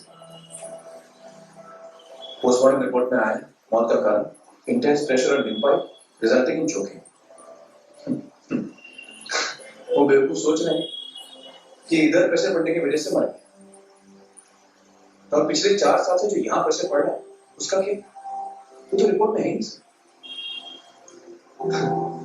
ये इंजीनियर्स बड़े चालाक होते हैं सर. ऐसे कोई मशीन ही नहीं बनी जो यहाँ के प्रेशर नाप सके. बनाते तो पता चल जाता कि ये सुसाइड नहीं मर्डर है सर. મૂવી જોયેલું છે બધાએ? હે ને? તો પ્રેશર જે તમે આપો છો એનું રિઝલ્ટ છે પહેલા સુસાઇડ કર્યું છે, પણ એ રિપોર્ટમાં નહીં આવે છે ક્યાંય, કોઈ પકડી નહીં શકે કેમ કે એવું સાધન બન્યું નથી. તો આજે મેન્ટલ ડિસ્ટર્બન્સના કેસીસ બતાવ્યા પછી ફિઝિકલ ઇશ્યુ સ્ટાર્ટ થયા. સાહેબ સીટી સ્કેનમાં એમઆરઆઈમાં રિપોર્ટ રિપોર્ટમાં નહીં. એ તમને કોઈ ડૉક્ટર ડિટેલમાં પૂછશે ને તો જ જાણી શકશે, નહીંતર ખબર નહીં પડે.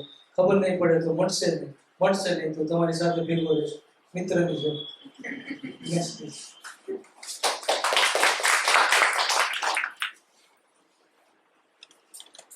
આપણે રોગો થવાનું એક કારણ જોયું કે મેન્ટલ ડિસ્ટર્બન્સના લીધે રોગ થાય છે.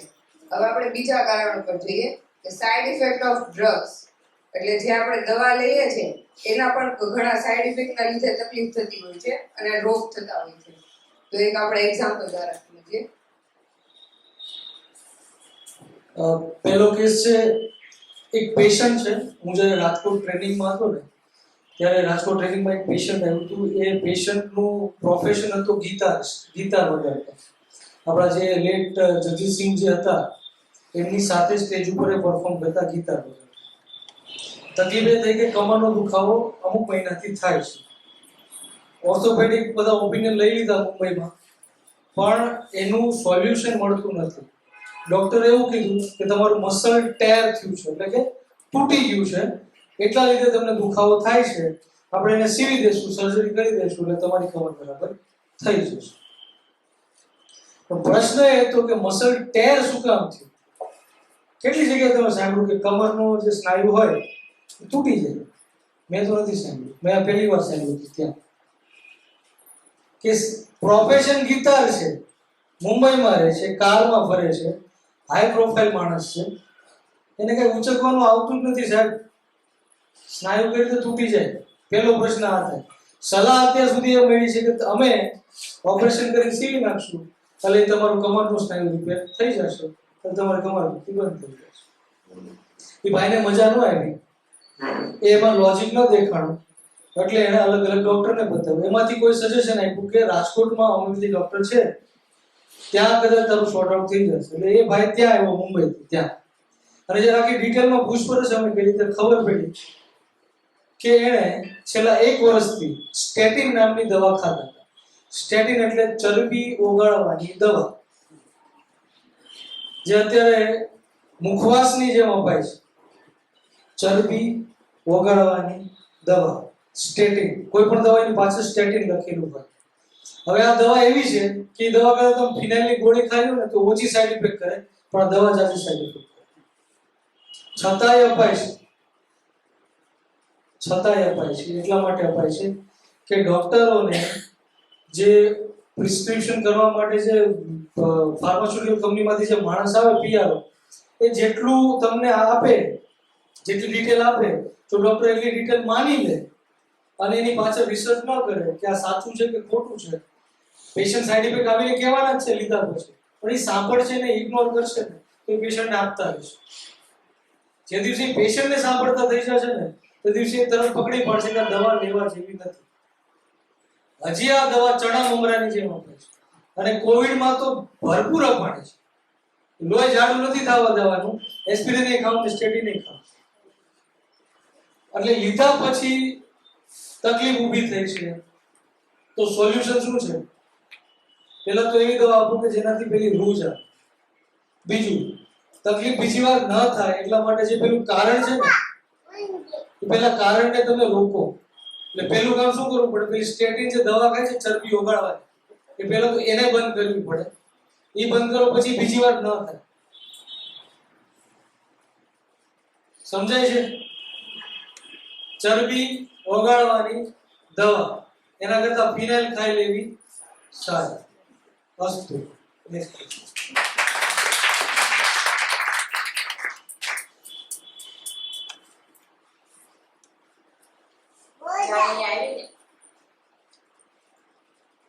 આ એક બીજો કેસ છે જેમાં સાઈડ ઇફેક્ટના લીધે તકલીફ શરૂ થયેલી છે.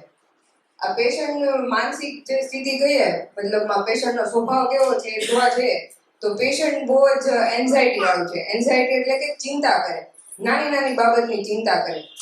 પોતાની હેલ્થની તો કરે જ, ઘરના બધા સભ્યોના હેલ્થની પણ કરે. ઘરમાં સભ્યોને કે પોતાને કઈ તકલીફ થાય એટલે ચિંતા કરવાનું શરૂ, કે મને તાવ આવ્યો છે તો આગળ શું થશે, માથું દુખે છે તો આગળ શું થશે, બધા જે વ્યક્તિને તકલીફ થાય પોતાને કે ઘરના સભ્યોને, તો એને હોસ્પિટલમાં એડમિટ કરવા પડશે, પછી આગળ શું કરશું.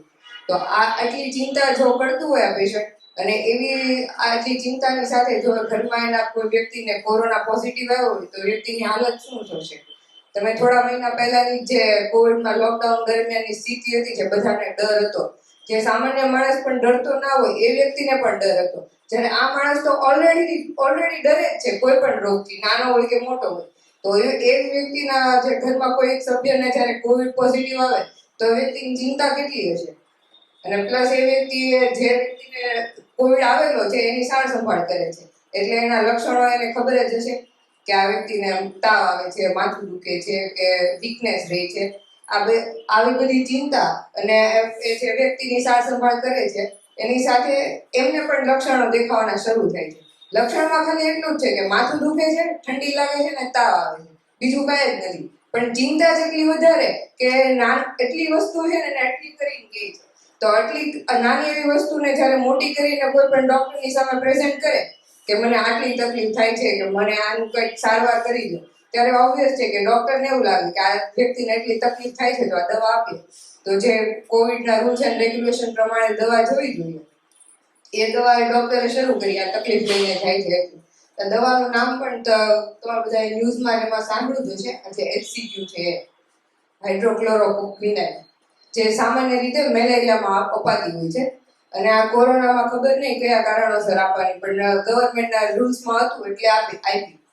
આ દવા લીધી તો એના 2 દિવસ પછી બીજી તકલીફ શરૂ થાય છે કે કાનમાંથી અવાજ આવે છે, પણ તમરા બોલે ને એવો અવાજ આવે કાનમાં સતત. તો ઓલી જે માથું દુખવાની તકલીફ અને તાવની તકલીફ એટલી હેરાન નહોતી કરતી વ્યક્તિને, પણ આ જે કાનમાં અવાજની તકલીફ છે ને એને એટલી હેરાન કરે છે કે અવાજને લીધે કશે બેસી નથી શકતા, ઘરના કોઈ કામકાજ કરી નથી શકતા. એનું ધ્યાન સતત ને સતત એ અવાજમાં જ રહે છે કે આ મને અવાજ આવે છે, સારું નથી થતું. અને ધ્યાન ત્યારે એના ઘરના કોઈ કામકાજ ન થાય એટલે પાછી એની ચિંતા કે આ કામ ક્યારે પતશે. એટલે એમ પાછી ચિંતા એટલે એક તો એની હેલ્થની ચિંતા છે, પ્લસ કામની ચિંતા, ઘરના બધા સભ્યોની ચિંતા, પછી કે પાછું ઉપરથી સારું નથી થતું એટલે એની ચિંતા. અને એટલા અઠવાડિયાની અંદર તો એને 3 થી 4 ડોક્ટરને પણ જે ENT સ્પેશિયાલિસ્ટ કહીએ કાનના ગળાને એને પણ બતાવી દીધું હતું કે આ મને કાનમાં અવાજ આવે છે, દવા લઉં છું છતાં પણ સારું નથી થતું. તો આ જે કાનમાં અવાજ આવવાની તકલીફ છે એને મેડિકલ ટર્મિનોલોજીમાં ટીનિટસ કહેવાય છે.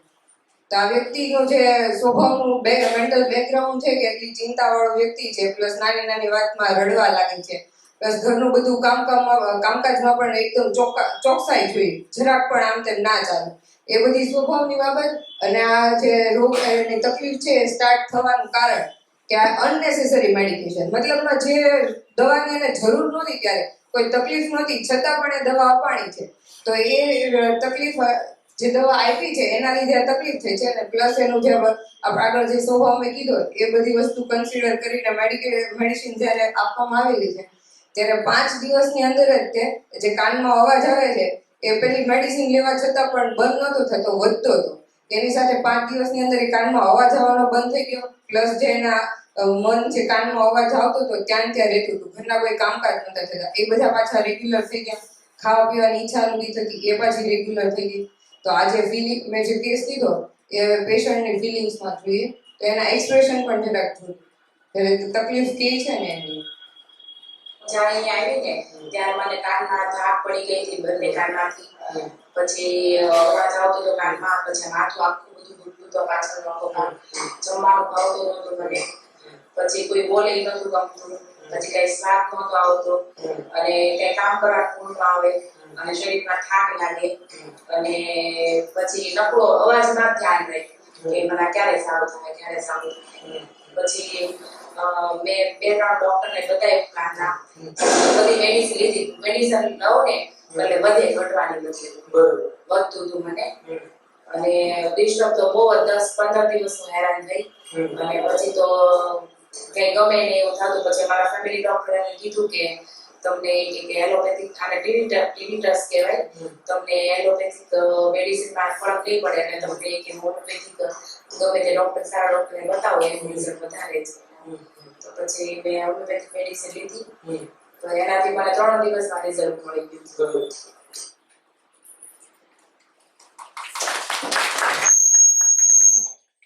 એટલે આમાં કહેવાનો મતલબ એ છે કે શબ્દોમાં થોડો ફેરફાર કરીશ કે બેન વધારીને કે છે એના કરતાં એને ફીલ એટલું થાય.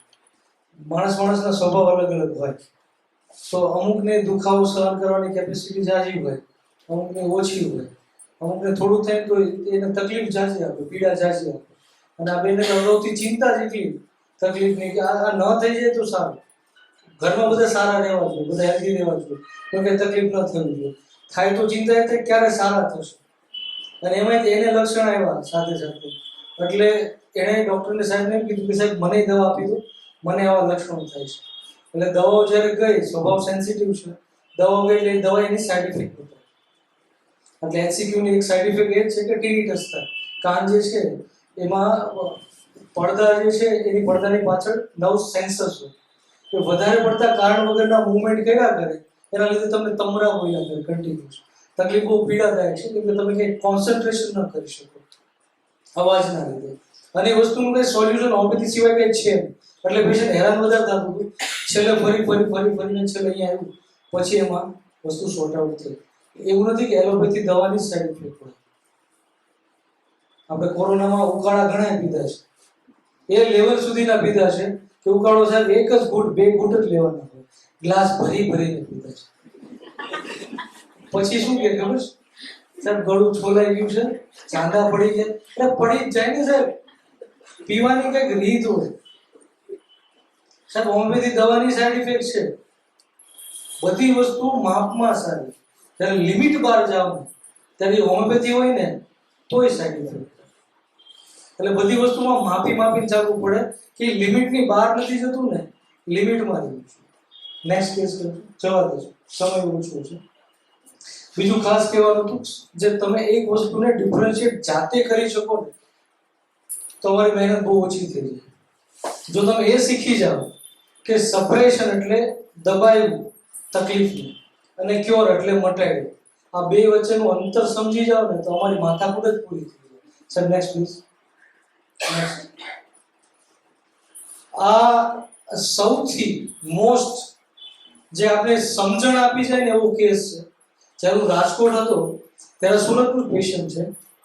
રાજકોટ તકલીફ એ લઈને આવ્યા કે આઈટીપી થયું છે. આઈટીપી એટલે ઇડિયોપેથિક થ્રોમ્બોસાઇટિક પર્પુલ, જેમાં આપણા લોહીમાં જે પ્લેટલેટ કણ હોય જે ડેન્ગ્યુમાં મેલેરિયામાં ઓછા થઈ જાય, જે જનરલી 2 થી 4.5 લાખ સુધી હોય, એ ઘટીને 10,000 ની અંદર જતા રહે.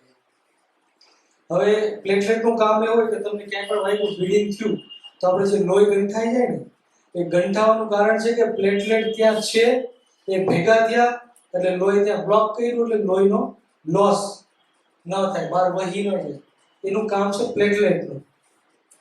હવે બેનમાં 4.5 લાખની જગ્યાએ 10,000 થઈ જાય, એનો મતલબ કે સાવ ઓછા છે. લોહી સાવ પટલું થઈ જાય સાહેબ. ગમે ત્યાંથી બ્લીડિંગ, ગમે ત્યાંથી, આંખમાંથી, મગજમાંથી, લીવરમાંથી, ફેફસામાંથી, હાર્ટમાંથી, ગમે ત્યાંથી બ્લીડિંગ સ્ટાર્ટ થાય, સ્ટોપ જ ન થાય. સ્ટોપ ક્યાંથી થાય? પ્લેટલેટ હોય તો સ્ટોપ થાય ને. પેશન્ટ તમારી સામે 5 સેકન્ડમાં જતું રહેશે, તમે કાંઈ ન કરી શકો. એટલી ઇમરજન્સી સિચ્યુએશન ક્રિએટ થાય. હવે આઈટીપી થયું શું કામ, એ જ્યારે કેસ આખો સમજ્યા. આગળની સ્ટોરી તો બહુ લાંબી છે, કટ ટુ ધ શોર્ટ કહું તો પેશન્ટને અમદાવાદ એડમિટ કર્યું આઈસીયુમાં. હિમેટોલોજીસ્ટ બ્લડના સ્પેશિયલ ડોક્ટરો એ જોવે, સ્ટીરોઇડના ઇન્જેક્શન થાય એક પછી એક, છતાંય કંટ્રોલમાં નહોતું. બધા રિપોર્ટ કરી લીધા, કારણ પકડાય નહીં કે એક્ઝેક્ટલી શું કામ આવું થાય છે. પકડાય તો કંઈક કરે ને, કારણ જ નથી હાથમાં આવતું, એટલે સ્ટીરોઇડ આપ્યા કરે, પણ સ્ટીરોઇડ રિસ્પોન્ડ ના કરે.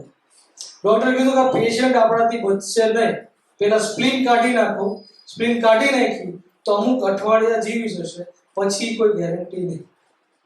ત્યારે લોકો રેફરન્સ આપ્યો કે હોમિયોપેથીમાં વસ્તુ સોર્ટ આઉટ થાય છે, આ ડોક્ટર પાસે જતા રહો. એટલે પેશન્ટ આવ્યું રાજકોટ, જ્યાં મારી ટ્રેનિંગ ચાલતી હતી ત્યાં. અને કેસ આખો ડિટેલમાં સમજે ત્યારે ખબર પડી કે આ પેશન્ટને દર ફેબ્રુઆરીએ, સમજો આઈટીપી થયું છે કયા મહિનામાં? ફેબ્રુઆરી. હિસ્ટ્રીમાં ખબર પડી કે દર ફેબ્રુઆરીમાં એને ખરજવું થતું હાથમાં, અહીંયા. અને એ જગ્યાએ જ થાય તો શું કરતા કે નજીકમાં જે ડોક્ટર હોય ને એની પાસે જઈને ટ્યુબ લગાડે, ટ્યુબ લેતા આવે, ટ્યુબ લગાડે ને એટલે ત્યાંથી જતું રહે. નેક્સ્ટ ફેબ્રુઆરીમાં પાછું આવે. એટલે એને બીજા વર્ષે બીજા મોટા ડોક્ટરને બતાવ્યું, ડર્મેટોલોજી સ્કિનના સ્પેશિયાલિસ્ટને. એણે મોટી ટેબ્લેટ પણ આપી સ્ટીરોઇડ, અને હાથમાં લગાવવાની પણ આપી, એટલે ત્યાંથી જતું રહ્યું. એના પછીના બીજા વર્ષે ફેબ્રુઆરીમાં નો, એના પછીના ફેબ્રુઆરીમાં આઈટીપી સ્ટાર્ટ થયું, પ્લેટલેટ ઘટવાના શરૂ. એ કનેક્શન દેખાય છે? ફેબ્રુઆરીમાં જ થાય છે. ખરજવું જતું રહ્યું છે અને આઈટીપી આવ્યું છે, જેનો તોડ મળતો નથી, ઊંધા પડી જાય તો. સમજાય છે? તકલીફ ક્યાંય નથી ગઈ, તકલીફ શરીરમાં જ છે, એને જગ્યા ચેન્જ કરી છે. પહેલી તકલીફ હતી ને, આ નાની છે, ખાલી ચામડી પૂરતી છે, બધી ખંજવાળ આવે ને, એનાથી વધારે કાંઈ.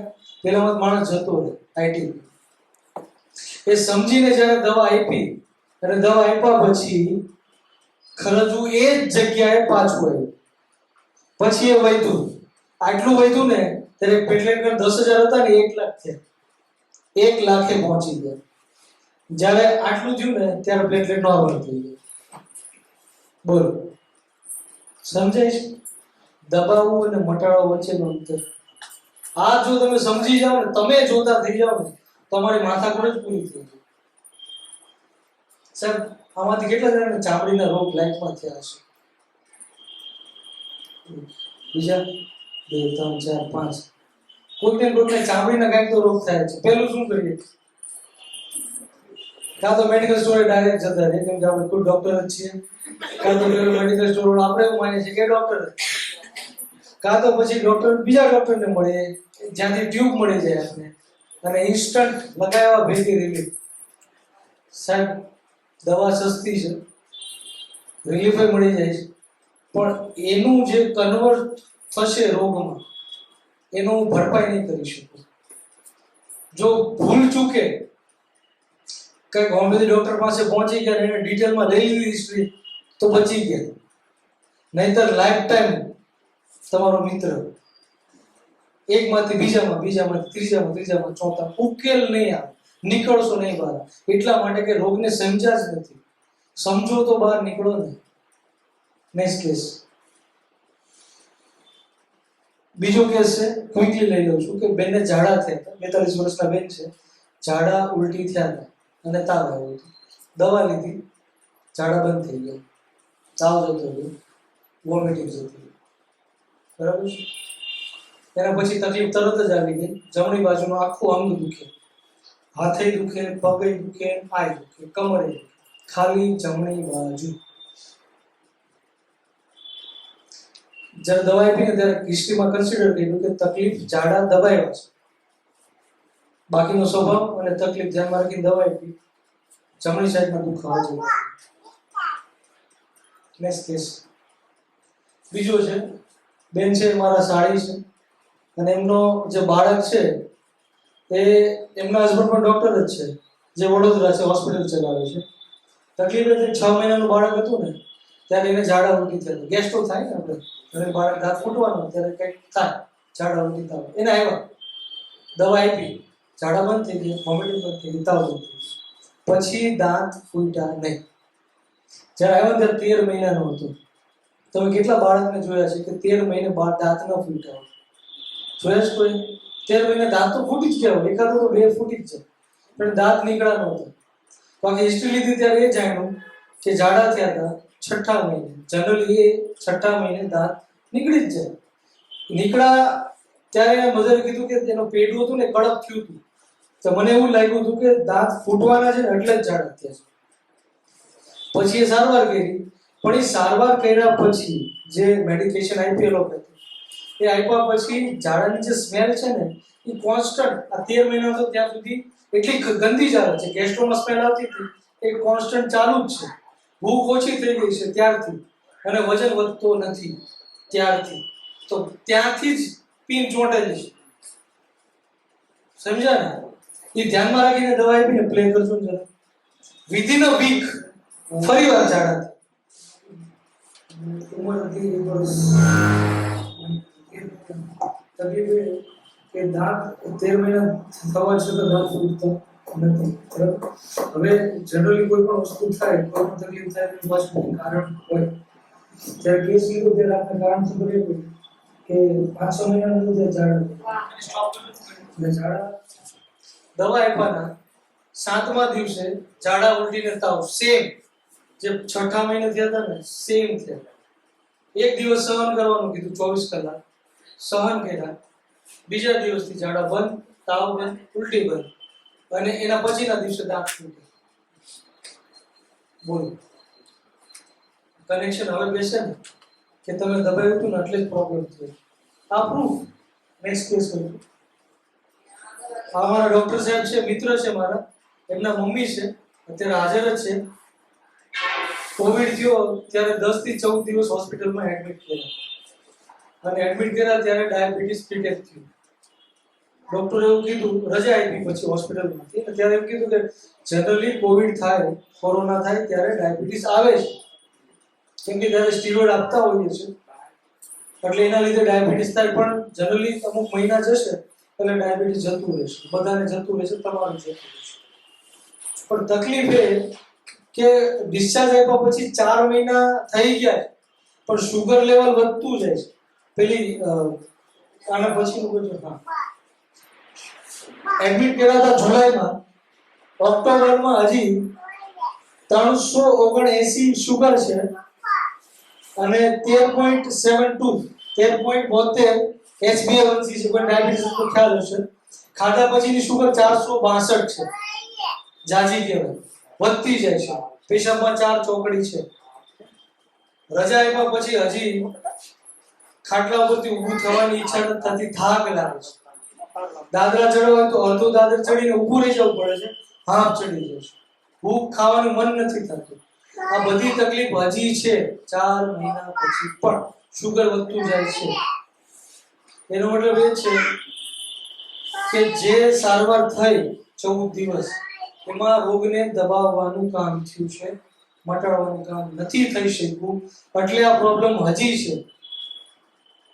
જ્યારે ફેફસાનો પાછો સીટી સ્કેન કરાવ્યો તો ખબર પડી કે જે હાફ ચડે છે ને એનું કારણ ફેફસામાં ફાઇબ્રોસિસ થઈ ગયું છે. ફાઇબ્રોસિસ એટલે ફેફસા બરડ થઈ જાય. સાદી ભાષામાં સમજાવું તો જે આપણે રબરની રિંગ આવે ને એની ફ્લેક્સિબિલિટી કેટલી હોય, તમે ખેંચો બરાબર ને તો લાંબુ થાય અને પછી છોડી દો તો પાછું એની જગ્યા પર એની પોઝિશન પર આવી જાય. અને બીજું કોઈ પ્લાસ્ટિક લઈ લો કે જેની તમે એને ગમે એટલું ખેંચો તો બહુ વધારે લાંબુ ન થાય, થોડુંક જ થાય. જેમ કે વાયર છે, વાયરનો જે પ્લાસ્ટિકનો ઉપર કોટિંગ હોય એને દબાવો તો દબાઈ કરવું પણ એટલું તો ખેંચાય પણ નહીં. તો જો એ ફેફસા જે હોય ને એ લબ્બર જેવા, તમે શ્વાસ લ્યો ને એટલે ફૂલાય, શ્વાસ છોડો એટલે ફેફસા પાછા એની જગ્યાએ આવી જાય. ફાઇબ્રોસિસમાં શું થાય કે આપણા વાયર છે ને એનું પ્લાસ્ટિક કેવું હોય, ખેંચો તો ખેંચાય નહીં ને, એ બરડ થઈ જાય. એટલે જ્યારે તમે ચાલવા જાઓ એટલે શ્વાસ વધારે ખેંચવો પડે, ઓક્સિજન વધારે જોઈએ, પણ ફેફસાની સ્થિતિ એવી છે કે ફૂલાઈ નથી શકતા, એટલે હાફ ચડે. એ તકલીફ એ થઈ ગઈ. શું કામ?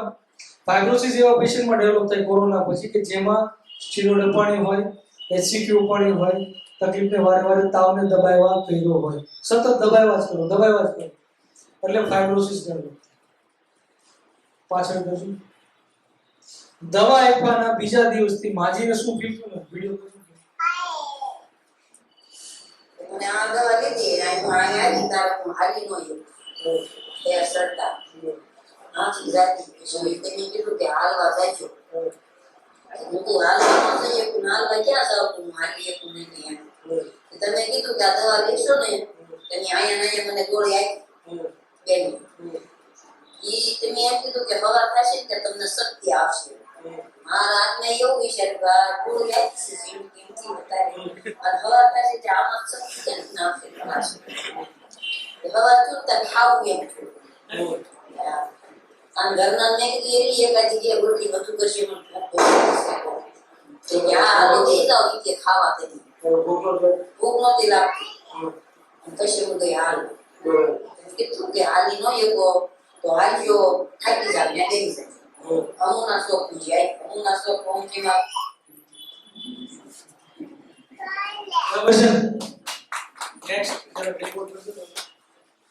દવા સ્ટાર્ટ કરી ને એ 6 ઓક્ટોબર બરાબર, 6 ઓક્ટોબર થી 17 ઓક્ટોબર સુધી જે ડોઝ ગયા એના પછી ઝાડા થયા, એકદમ પાણી જેવા ઝાડા. માજીને ખાલી એટલું કીધું 24 કલાક ઝાડા સહન કરો, કાંઈ કરતા નહીં. જેટલી વાર ઝાડા થાવ ને એટલી વાર પાણી નાખ્યા કરો, બીજું કાંઈ કરતા નહીં. પાણી ઘટવા નહીં દેતા 24 કલાક. 24 કલાક પછી ઝાડા બંધ થઈ ગયા. ઝાડા પછી જે રિપોર્ટમાં ચેન્જ આવ્યો છે ને એ જુઓ તમે, આખો ફ્લિપ છે. જે શુગર 332 હતી એ સીધી 128 થઈ. પેશાબમાં 4 ચોકડી હતી એ ગાયબ થઈ.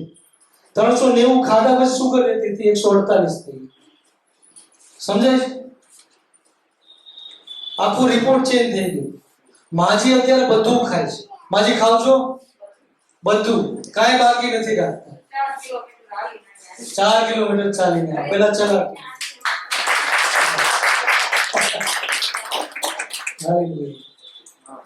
આ વસ્તુ છે. તમે ખરેખર રોગમાંથી બહાર નીકળ્યા હોય ને તો એ ફીલ પણ થવું જોઈએ, અંદરથી સ્ફૂર્તિ લાગવી જોઈએ ખાવાનું મન થવું જોઈએ, તમારા સગાવાલા સાથે વાતચીત કરવાનું મન થવું જોઈએ ને. તો જ તમે હેલ્ધી કહેવાય ને. શરીર જાડું બનાવી લેવાથી શું ફાયદો છે? અમે 2 દિવસ પહેલા માઉન્ટ આબુ ગયા હતા. તો માઉન્ટ આબુમાં જ્યાં ગયા ને ત્યાં અલગ અલગ એક્ટિવિટી હતી. એમાં દોરડા ઉપર ચાલવાનું, સપોર્ટ પૂરેપૂરો હોય, તમને બાંધી દીધા હોય, વાયર બાંધેલું હોય, તમને પડવા ન દે, સિક્યોરિટી પૂરેપૂરી. હવે અમારા 26ના ગ્રુપમાંથી એક ભાઈ હતા ઓવરવેટ, એકદમ બોડીમાં ફૂલ, બરાબર. એ દોરડા ઉપર એક પગ નહોતા મૂકી શકતા. પગ મૂકે ને એટલે મમ્મી મમ્મી મમ્મી કરીને પાછળ જશે. ઉંમર છે 32 વર્ષ, છતાં દોરડા પર પગ મૂકે તો મમ્મી મમ્મી મમ્મી યાદ. આ ઉંમર, બરાબર. તો હવે આપણે એમ કહીએ કે શરીર તો આટું જ હોવું જોઈએ. 40 કિલો વજન હોય તો કેવું દેખાય? પટલું. પણ 60 કિલો વજન છે એનું કામનું શું? દોરડા પર પગ મૂકે ને મમ્મી યાદ આવી જાય તો એ શરીર કામનું શું? તો આપણા મગજમાં ડેફિનેશન હોય કે વજન જાજુ હોય ને પુષ્પુટ દેખાય તો જ સારું, એવું નહીં. પટલું હોય પણ માણસ બીમાર ન પડતો હોય, કામ કરવાનો જુસ્સો રહેતો હોય, બરાબર ને, તો એનાથી વિશેષ શું જોઈએ? બીમાર ન પડતો હોય, હિંમત રહેતી હોય, હેલ્ધી રહેતો હોય, બીજાને મદદ કરતો હોય, કે કામ કરવાની ઈચ્છા થાય સવારે ઉઠીને, એને હેલ્ધી કહેવાય. નેક્સ્ટ કરજો. લાસ્ટ કેસ છે કે ઇમરજન્સી સિચ્યુએશન હોય તો શું?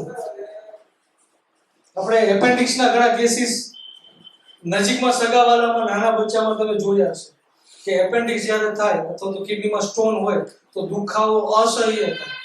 એમાંય તે 13 વર્ષનું બાળક હોય તો બાળકથી તો સહન ન થાય, ઘરવાળાના જીવ ઊંચા થઈ જાય કે જલ્દી કંઈક કરીએ નકર કંઈક વધારે થઈ જશે.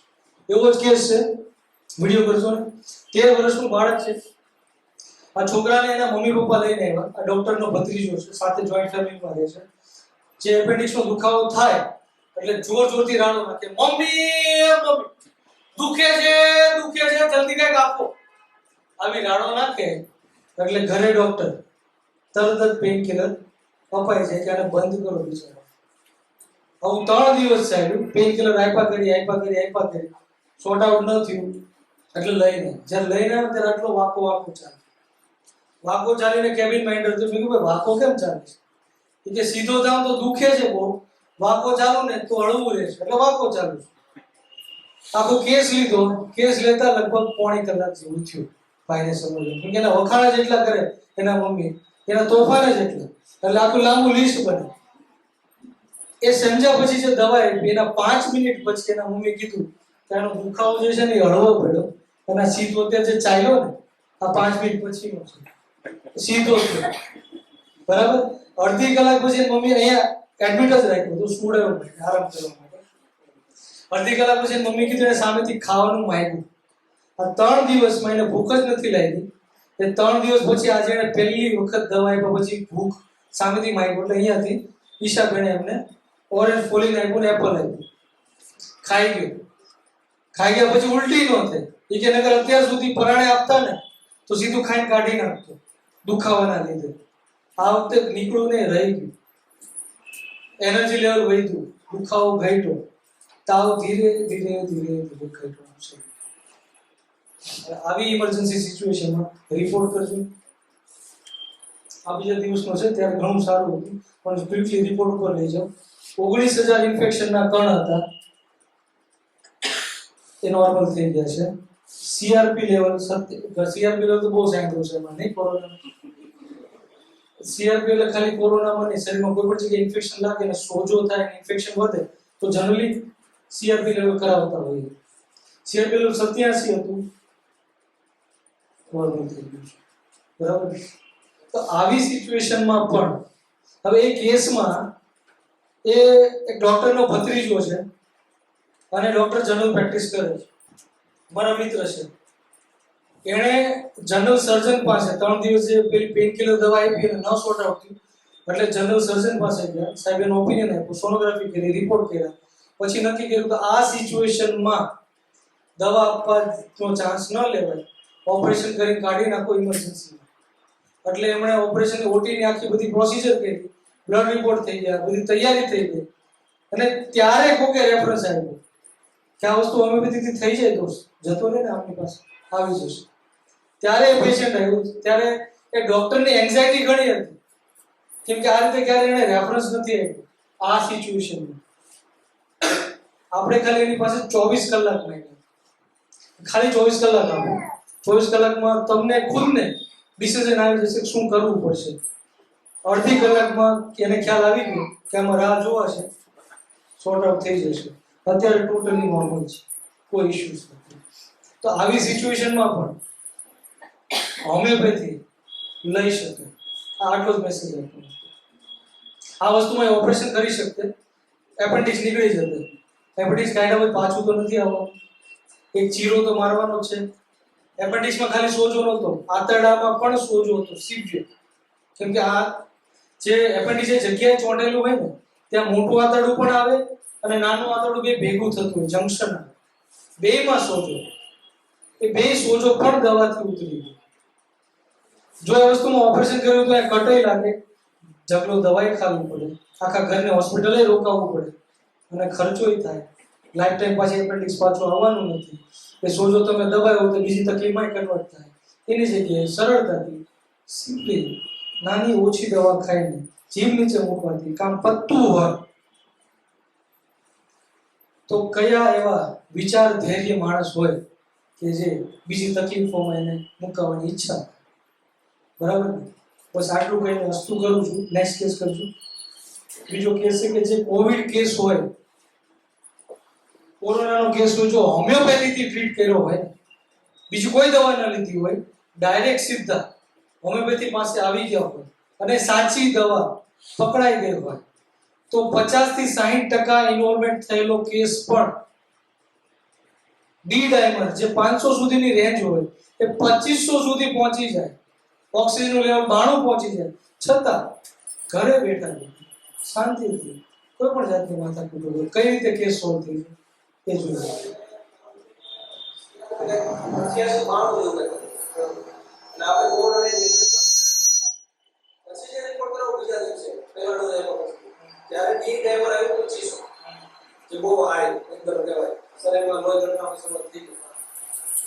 બીજો ડોઝ તાત્કાલિક જે હોમિયોપેથીનો મળ્યો એના લીધે ડી ડાયમર એક જ દિવસની અંદર 1000 આવી ગયો, 1000 સ્ટાર્ટિંગના જે બે ડોઝ મૂકીને આવ્યા સીધું રિકવર. શરીરની અંદર જે આગળના દિવસોથી જે થાક ચાલ્યો હતો, તાવ આવતો હતો, બધું એકદમ ડાઉન પોઝિશનમાં આવવા માંડ્યું. ઓક્સિજન લેવલ એક ઓકે આવતું, પછી હાર્ટબીટ જે હતા એ ઓકે આવતું, સીધી રાહ આવે. એલોપેથિક પીધી કે બેક કરશું. હવે એ આખું ફેમિલી છે ને, એ ભાઈ અહીં હાજર છે, રાજુભાઈ, પ્લીઝ ક્વિકલી તમારો એક્સપિરિયન્સ શેર કરજો છે. એક માઇક આપજો ને. આમનું આખું ફેમિલીને સાહેબ આવી સિચ્યુએશન આપણા ઘરમાં તો નહીં જ થઈ હોય. સાહેબ એમને એકવાર બહાર આટો મારો તો મરાવજો ને વાંધો. આપણા ઘરમાં તો આ સિચ્યુએશન નહીં જ થઈ હોય.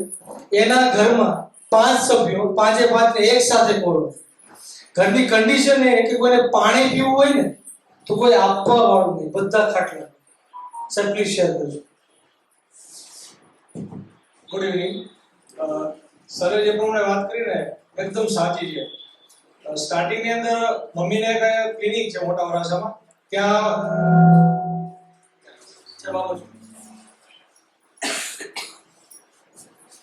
મોટા વરાછામાં ક્લિનિક છે. મમ્મી ત્યાં દવા લેવા ગયેલા, પથરીનો થોડો દુખાવો હતો એટલા માટે. પણ ડોક્ટર થી ખબર નહીં દવા ગરમ અપાઈ ગઈ છે દુખાવાને દબાવવા માટે. તો એની બળતરા એકદમ પેશાબ અંદર ચાલુ થઈ ગઈ. એટલે ડોક્ટરને થોડુંક એમાં તકલીફ જેવું લાગ્યું એટલે એ લોકોએ ચેસ્ટનો પેલો એક્સરે કરાવવાનું કીધેલું અહીંયા દાંત શોપિંગમાં. તો એક્સરે કર્યો ને એટલે એને પૂછ્યું કે તમારે મેડિક્લેમ છે? તો મમ્મી કે મેડિક્લેમ નથી. કે તો તમે અત્યારે તમને જેને મોકલ્યા છે ને તે અત્યારે જ જાઓ અને એને પૂછો કે ભાઈ આમાં અમારે કયો રસ્તો લેવાનો છે. મમ્મીને કીધું છે તેમ કીધું કે મેડિક્લેમ છે તો ત્યાં જ તને એડમિટ કરી દે, ઘરે ન પહોંચાડે તને. એટલે મમ્મીને થોડુંક ગભરામણ થઈ ગઈ કે આ લોકોએ મને આવું પૂછ્યું એટલે મને કોરોના છે 100%. એટલે અમે એને આગળ પ્રોસિજર કરી બધી સીટી સ્કેન ને બધું. તો સીટી સ્કેન ની અંદર 65% ફેફસાની અંદર કોરોનાના લક્ષણો આવ્યા. અને પછી સીઆરપી અને ડી ડાયમરનો રિપોર્ટ કર્યો. તો સ્ટાર્ટિંગમાં સીઆરપી નો રિપોર્ટ એકદમ આવ્યો હતો, લગભગ આઈ થિંક 93 જેવો હતો.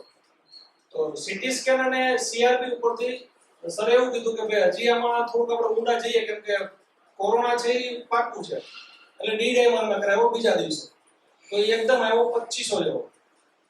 સરે કીધું આ થોડુંક રિસ્કી છે. સાહેબ એક જ મિનિટ હા. સાહેબ ડી ડાયમર જે છે ને એ લોહી પતલું છે કે ગઠ્ઠાઈ છે ને એનો રિપોર્ટ છે. સાહેબ 500 ની નજીક હોય ને તો પેશન્ટને આઈસીયુમાં એડમિટ કરતા હતા. આઈસીયુમાં 500 ની નજીક હોય છે, આમાં 2500 હતો. 2500 હાલમાં રિપોર્ટ મારા મોબાઈલ ની અંદર પડેલો છે. એટલે સરે એવું કીધું 24 કલાક તમારે કાઢવાના છે. હું અહીંથી 2 ડોઝ આપું છું, સોરી અહીંથી 1 ડોઝ આપેલો, પણ પાછું હું જેવો ઘરે પહોંચ્યો ને તરત જ મને કોલ આવ્યો પાછું તમારો બીજો ડોઝ છે ને હજી બાકી છે, લઈ જવાનો. હું ઘરેથી અહીંથી ગયો હીરાબાદ, ત્યારે સનનું ક્લિનિક અહીં નહીં હતું. હું હીરાબાદ લઈને જાઉં, પહેલા મારા મમ્મીને લઈ જાઉં, પછી મારા પપ્પાને લઈ જાઉં. મને ચોથા દિવસે અસર થઈ હતી. બંને લઈ જાય ઘરની અંદર લઈ જવાનું બીજું કોઈ નહીં. મારો નાનો ભાઈ સિવિલ એન્જિનિયર છે, એટલે મેં કીધું તું દૂર રહે, બધાને થઈ જશે તો બહુ અઘરું થઈ જશે મેડિકલ કન્ડિશન. છતાં બી બધાને અસર તો થઈ જ ગઈ. તો મમ્મીને ડીડેમાં જ્યારે 2500 આવ્યું ત્યારે 2 ડોઝ આપ્યા.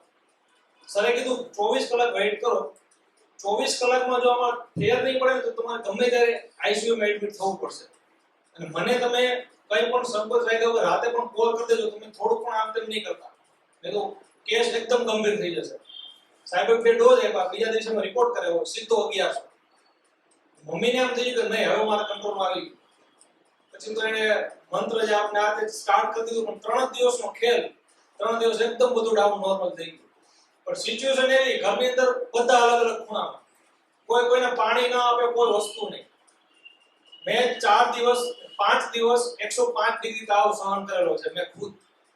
5મા દિવસે જ્યારે હું વોશરૂમ માટે ઉઠેલો ને બેડની અંદર પડી ગયો ને ત્યારે મને ફોરવ્હીલની અંદર નાખીને લેવાયેલા હતા સર. એટલી સિચ્યુએશન ખરાબ. ત્યારે મેં સરને કીધું કે આવી સિચ્યુએશન ઘરમાં કોઈને ન આવે. મને તો આખા ફેમિલીને પ્રોબ્લેમ થઈ ગયેલો, પણ કીધું સર કોઈને સિચ્યુએશન ન આવે, અને એની ટાઈમ ગમે તે માણસને જરૂર હોય ને આપણે તૈયાર. સાહેબ ખાવાનું ક્યાંથી આવતું? ખાવાનું મારે સસરાના ઘરેથી આવતું. 3 ટાઈમ એક કોતરો ઘરે ફ્રૂટ એ લીફની અંદર બહાર નીકળે, ત્યાં ગેપમાં મૂકી દે, એમાં લીફમાંથી લઈ લે ઘરમાં. સિચ્યુએશન જ નહીં. એક કોતરો ખલી ગયેલા ફ્રૂટ ને બધું, એની ઉપર સાંજે જમવાનું નહીં, બપોરે એક ટાઈમ જમવાનું, સાંજે ઓનલી ફ્રૂટ. પણ એ જે દિવસો કાઢ્યા છે આપણે અંદર કોઈને ન થાય તો સારું. એમાં ઘણી વખત એવું હોય, તમને ખબર બધી પડતી હોય કે ક્યારેક સંકોચ થતો હોય ત્યાં જવું કે ન જવું, અને ઘણાનો આપણે માનતા ન હોય, કેમ કે આપણે હોત આપણે બધી ખબર પડે, આપણે એવું જ હોય માઇન્ડની અંદર. પણ જ્યાં પેલા ડોક્ટર દવા લખતા હતા હાથ ધ્રુજતા હતા ને, મેં તો પપ્પા દવા રહેવા દો, ડોક્ટરને ખબર નથી પડતી કઈ દવા આ સિચ્યુએશનમાં આપવી. એટલે સરને ફોન કર્યો, કાલ સવારે 10 વાગ્યાની એપોઇન્ટમેન્ટ અમને આપી દો, અમે અહીંયા આવવાના છીએ. રજની સર ને હાર્દિક સર ને બધા એક ગ્રુપમાં. એટલે જોયેલું છે ને, એટલે એ પછી તો ઘણા બધા પેશન્ટને મળે, કોઈ પેશન્ટ એમ નથી કીધું કે નહીં અમને ટ્રીટમેન્ટ સારી નથી મળી, કેમ કે એક્સપિરિયન્સ ખુદ કરે છે અને બીજાને શેર કરે છે. મને આજે આખા ઘરને તકલીફ હતી, મેં ઘણા બીજાને મોકલ્યા. એવી રીતે ઘણી વખત એવું થાય કે આપણે કહેતા શરમાતા હોઈએ કે હું આને કહીશ, મારી પર ટ્રસ્ટ નહીં કરે તો. Thank you. Thank you very much. Thank you એમના માટે કે એમણે ધીરજ રાખી કે 5 વ્યક્તિ બીમાર હોવા છતાં એ પોતાના તાવ હોય ને છતાં પપ્પાને પાછળ બેસાડી લેતા આવે, પાછા મૂક્યા આવે, પછી મમ્મીને લેતા આવે, પછી જાય પાછા એના વાઈફને લેતા આવે. આ ધક્કા એમણે ખાધેલા છે પોતે બીમાર હતા ત્યારે, અને એ રીતે એમાંથી લોકો બહાર આવે છે. Thank you very much sir. Next please. હાર્દિકભાઈ સુધીરાને રિક્વેસ્ટ કરીશ કે સાહેબ પ્રોગ્રામને એન્ડ તરફ લઈ જાઓ આભાર વિધિ કરીને. અને તમારો બધાનો ખૂબ ખૂબ આભાર કે શાંતિથી સાંભળ્યા છે, અને આ સેમિનાર કરવાનો જે તાત્પર્ય છે, જે મેસેજ છે ને, એ ખાસ તમે લઈ અને એને સમજીને જીવનમાં ઉતારો ને તો અત્યારની જે મહેનત છે ને એ લેખે લાગશે. Thank you very much. અસ્તુ. જય શ્રી કૃષ્ણ.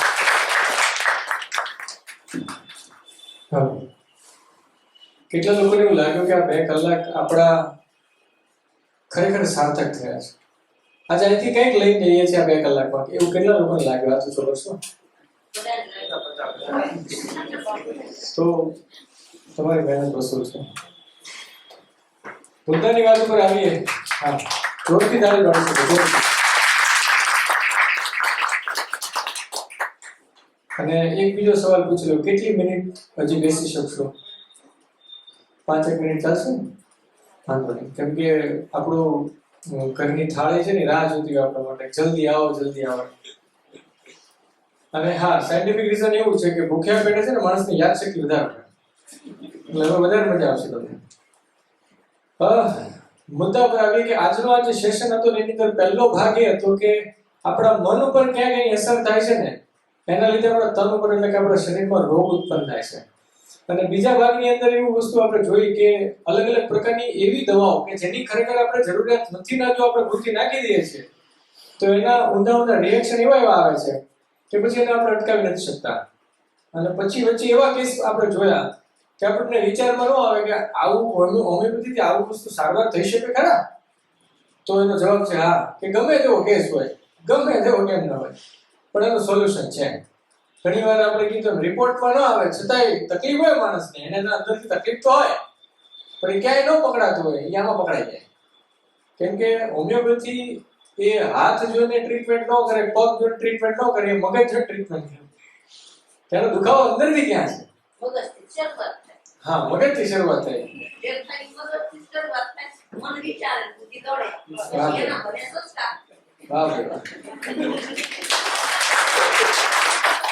એટલે આપણે સાર ઉપર જઈએ, સીધા સાર ઉપર જઈએ. તમે બધાએ ઘણું બધું સાંભળ્યું ને સમજ્યા છો. એક વખત એક ચાઇલ્ડ સાયકોલોજિસ્ટની વાત કરું કે એવા ડોક્ટર કે જે બાળકોના મનોવિજ્ઞાનના જાણકાર. તો સભાની અંદર બરાબર એક વડીલે સવાલ પૂછ્યો કે સાહેબ મને એક તકલીફ છે કે મારો છોકરો છે ને જ્યારે વાંચવા બેસે ને ત્યારે સેટી પર ચડીને જ વાંચે છે, મને એનું કંઈક સોલ્યુશન આપો. હું એને કેટલી વાર કહું નીચે પલાઠી બેસીને વાંચ, પણ કોઈ પલાઠી વળીને બેસે જ નહીં. વાંચવા તો એને સેટી પર જ જઈને બેસે. આને કંઈક સમજાવો, આમ થોડું કંઈ ભણાતું છે, મને કંઈક એની તુક્કો એટલે કે એવું કંઈક કયો કે આનાથી કેવી રીતે શોર્ટ આઉટ થઈ શકે. ત્યારે પેલા ડોક્ટરે એવું કીધું કે ભાઈ તમારો છોકરો કેટલા વર્ષનો છે? તો કે 8 વર્ષનો છે. તો કે તમારો છોકરો ક્યાં બેસીને વાંચે છે? તો કે ઓલા સેટી ઉપર રોજ બેસીને વાંચે છે. પછી ડોક્ટરે કીધું તમારો છોકરો સેટી પર બેસીને વાંચે તો છે ને? મુદ્દો તમને એ નડે છે કે આયા બેસીને વાંચો તો એ ન્યા બેસીને વાંચે તો કે વાંધો શું છે? સમજો છો? બાળકની 8 વર્ષની ઉંમર છે, એની પ્રકૃતિ એવી જ હોય. એ ઊંધો ટીંગાઈને વાંચે કે ઊંધો થઈને વાંચે, વાંચે છે ને, તમને વાંધો શું છે? મુદ્દાની વાત ક્યાં છે કે જ્યારે આપણી ઈચ્છા અનુસાર સામેવાળું કંઈક ન કરે ને ત્યારે આપણને તકલીફ બહુ પડે. એટલે દરેક જગ્યા પર આપણી ઈચ્છા અનુસાર બધું થાય અને જ્યારે થાય અને આપણે સ્વીકારી ન શકીએ એટલે રોગ થાય. એટલે નક્કી કરી લેજો કે હું તમે ભગવાન નથી કે આપણે જે વિચારીએ એવું જ થાય. બરાબર? પરિસ્થિતિ દરેક વખતે આપણા હાથમાં હોતી નથી. ક્યારેક આપણા હાથમાં છે ત્યારે આપણને બહુ મજા આવે. હા જો મેં કીધું હતું ને, સમજો છો? ઘણી વાર અમુક વસ્તુ પતિ પત્ની કે સાથે બેઠો હતો, મિત્રો સાથે બેઠો, ઘણી વાર અમુક વસ્તુ અહીંથી રિપ્રેઝન્ટ થાય. જોજો હું કહેતો હતો ને, જોજો ત્યારે તમારા હાથમાં છે પરિસ્થિતિ. થોડી વાર પછી તમારા હાથમાં નહીં હોય. અને એક બીજી વસ્તુ, જ્યારે તમને બહુ અંદરથી એમ થાય કે મને કોઈ ગણતું નથી કે મને કોઈ સમજતું નથી, આવું અંદર બહુ બધી વખત થાય કે મારી જિંદગીમાં મને કોઈ સમજી ન એટલું, તો એટલું ધ્યાન રાખજો કે આ ભગવાને દુનિયામાં બધાને છે ને અલગ અલગ બનાવ્યા છે. કોઈ સરખા બનાવ્યા જ નથી. સગા બે ભાઈ, સગી બે બહેનો, કે મમ્મી અને દીકરો, પતિ પત્ની, કોઈ ને કોઈ સરખા વિચારવાળા હોય જ ન શકે. હોય તો ભગવાનની કૃપા કહેવાય, પણ લગભગ હોય નહીં. તો એ સમય દરમિયાન એટલું ધ્યાન રાખો કે તમને એમ થાય કે આ વ્યક્તિ આવું જ કરે, વળી પાછી આ વાત હું વિચારું એવું જ સામેવાળો કરે, એવું શક્ય નથી. અને આપણે બધા ભગવાનમાં બહુ માનીએ છીએ ને, બહુ માનીએ છીએ ને. કાંઈક હોય ત્યારે ભગવાન, કાંઈક હોય ત્યારે ભગવાન, મંદિરે જવું, પૂજા અગરબત્તી કરવી, બધામાં ભગવાનને બહુ માનીએ છીએ. અને આપણે બધાય જોર જોરથી કહેતા હોય, હું ખબર, ભગવાનની ઈચ્છા વગર કઈ થાય નહીં. ઈશ્વરની ઈચ્છા વગર પાંદડું ન હલે આપણે કહીએ ને, અને ઈશ્વરને ગમે એ જ થાય. તો જ્યારે આપણે ત્યારે તકલીફમાં હોઈએ છીએ ત્યારે પછી એ ભગવાન ક્યાં હોય? એ નથી ખબર પડતી. ત્યારે આપણે ચિંતા કરીએ નહીં આમ થઈ જાય તો આમ થઈ જાય તો આમ થઈ જાય, મતલબ આપણામાં ડર ઘૂસી જાય છે, ડર. પણ ખરેખર જો ભગવાન આપણી સાથે છે, ભગવાનમાં આપણને શ્રદ્ધા છે, તો આરામથી ઘોડા વેચીને હોઈ જવું. કેમ? જે થવાનું છે ને થવાનું છે. મારી તમારી ચિંતા કરવાથી કઈ ફરક પડવાનો નથી. વૈયા જવાના છો ને તો વૈયા જશો, અને રહેવાના જ છો ને તો રહેશો.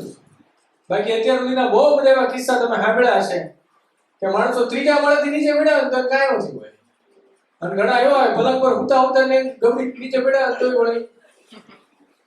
એટલે જેવું છે ને જે છે ને એને પેલા સ્વીકારી લેજો. ભગવાને તમારી આજુબાજુ જેટલા લોકો મૂક્યા છે ને એને વિચારી મૂક્યા, આપણા કરતા એની બુદ્ધિ વધારે છે. એટલે પેલા એને સ્વીકારજો. ઘરમાં જેટલા સભ્યો છો ને રોજ એની હારે વાતો કરો, માથાકૂટ કરો, વાતો કરો, જે રોજ એની સાથે કંઈક ને કંઈક, કેમ કે કાલનો દિવસ કેવો છે ને આપણને ખબર નથી, અને ભવિષ્યની તો ભૂલથી ચિંતા ન કરીએ. કેમ કે ભવિષ્યની આપણે ચિંતા કરીએ એનો મતલબ આપણે પાસે ભગવાન જેવા થવા મળ્યા. હે, આપણા હાથમાં કશું છે નહીં. જે અત્યારે છે ને એ તમારા હાથમાં છે. મજાથી જીવો, ખુશ રહો.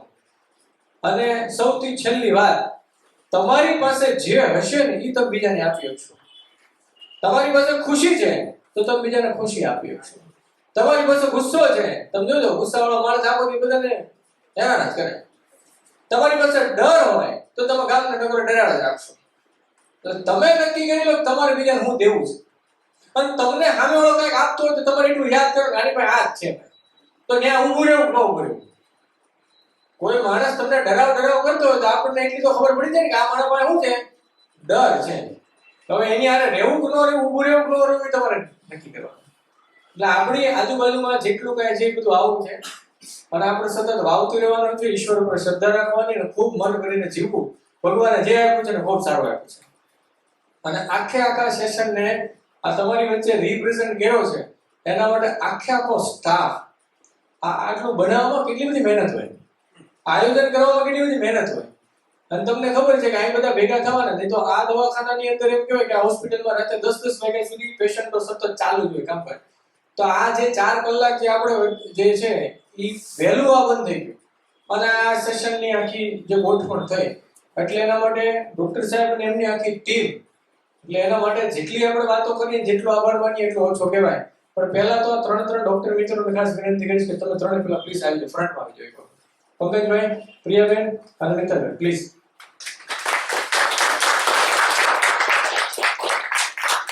કે જેમણે આજે આપણને કંઈક આપવાનો પ્રયત્ન કર્યો છે. જો આપણને આપણા જીવનમાં કોઈ 25 રૂપિયાની ગિફ્ટ આપે, 50 રૂપિયાની ગિફ્ટ આપે તો એ થોડી વાર ટક્ષણ પછી વહી જાય, નાશવંત કહેવાય ને. આજે આપણે આપણને સમજણ આપી છે, અને સમજણ જિંદગી જીવવા માટે બહુ મોટી હોય. તો સમજણને સંસ્કારના સ્વરૂપમાં આપણે સ્વીકારીએ એનો મતલબ એ છે કે આપણે અંદર ઉતારીએ. સમજણ જ્યારે અંદર ઉતારીએ એમ સંસ્કાર કહેવાય. એટલે આજે એમણે એ આપણને દીધું છે.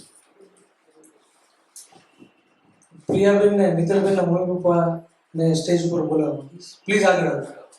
એમના માટે એક જોરદાર તાળીઓ છે. પ્રિયાબેનના મમ્મી પપ્પા એટલા માટે કે આ લોકોએ પોતાની દીકરીને ભણાવીને હોમિયોપેથી ડોક્ટર બનાવી છે.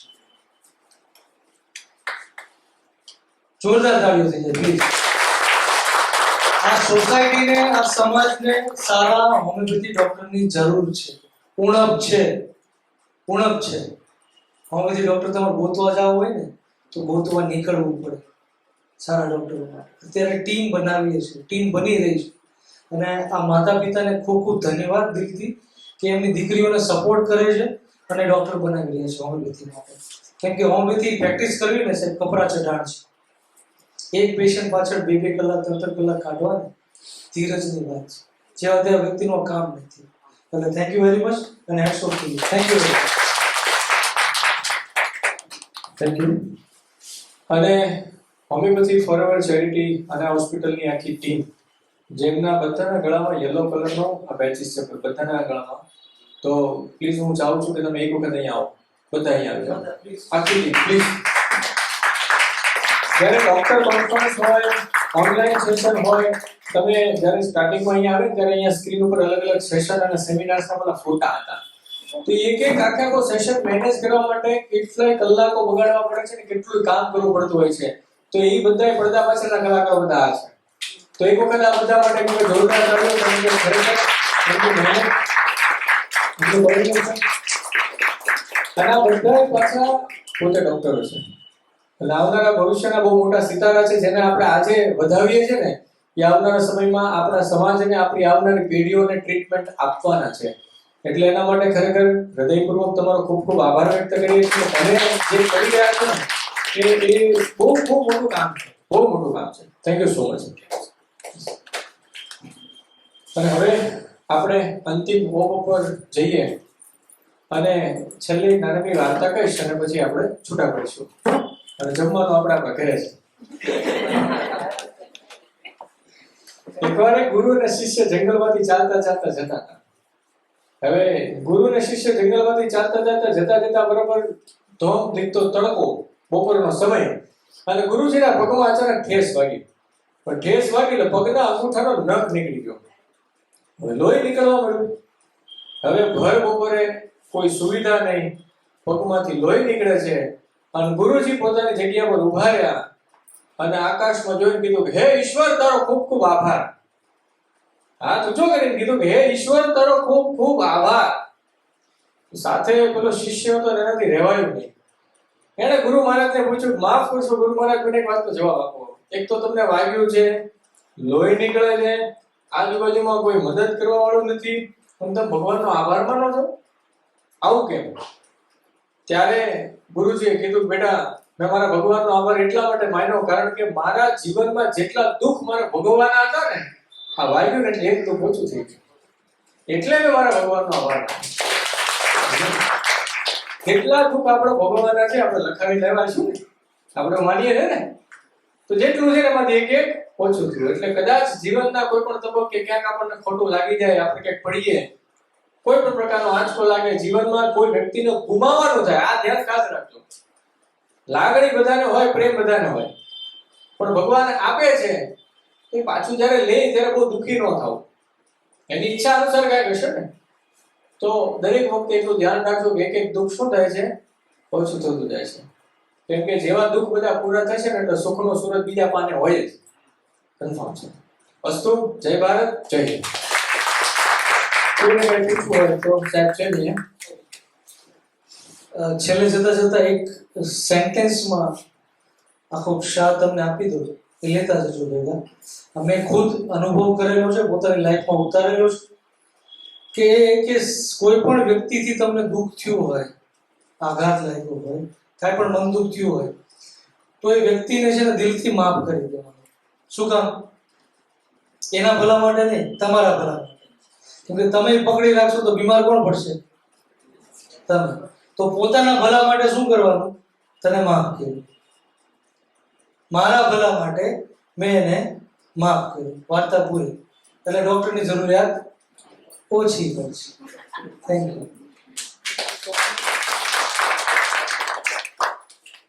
તમારી પાસે જે આઈડી કાર્ડ છે ને, એ રજીસ્ટ્રેશન કમિટી અહીંયા હશે, તમને તમારું આઈડી કાર્ડ તમે છેલ્લે આપીને જજો. કોઈને કંઈ પ્રશ્ન પૂછવો હોય, ક્વેશ્ચન હોય, એ ત્યારે પૂછી શકો છો. અને જેમને રજા લેવી હોય એ લોકો રજા લઈ શકે છે. Thank you very much. ખૂબ ખૂબ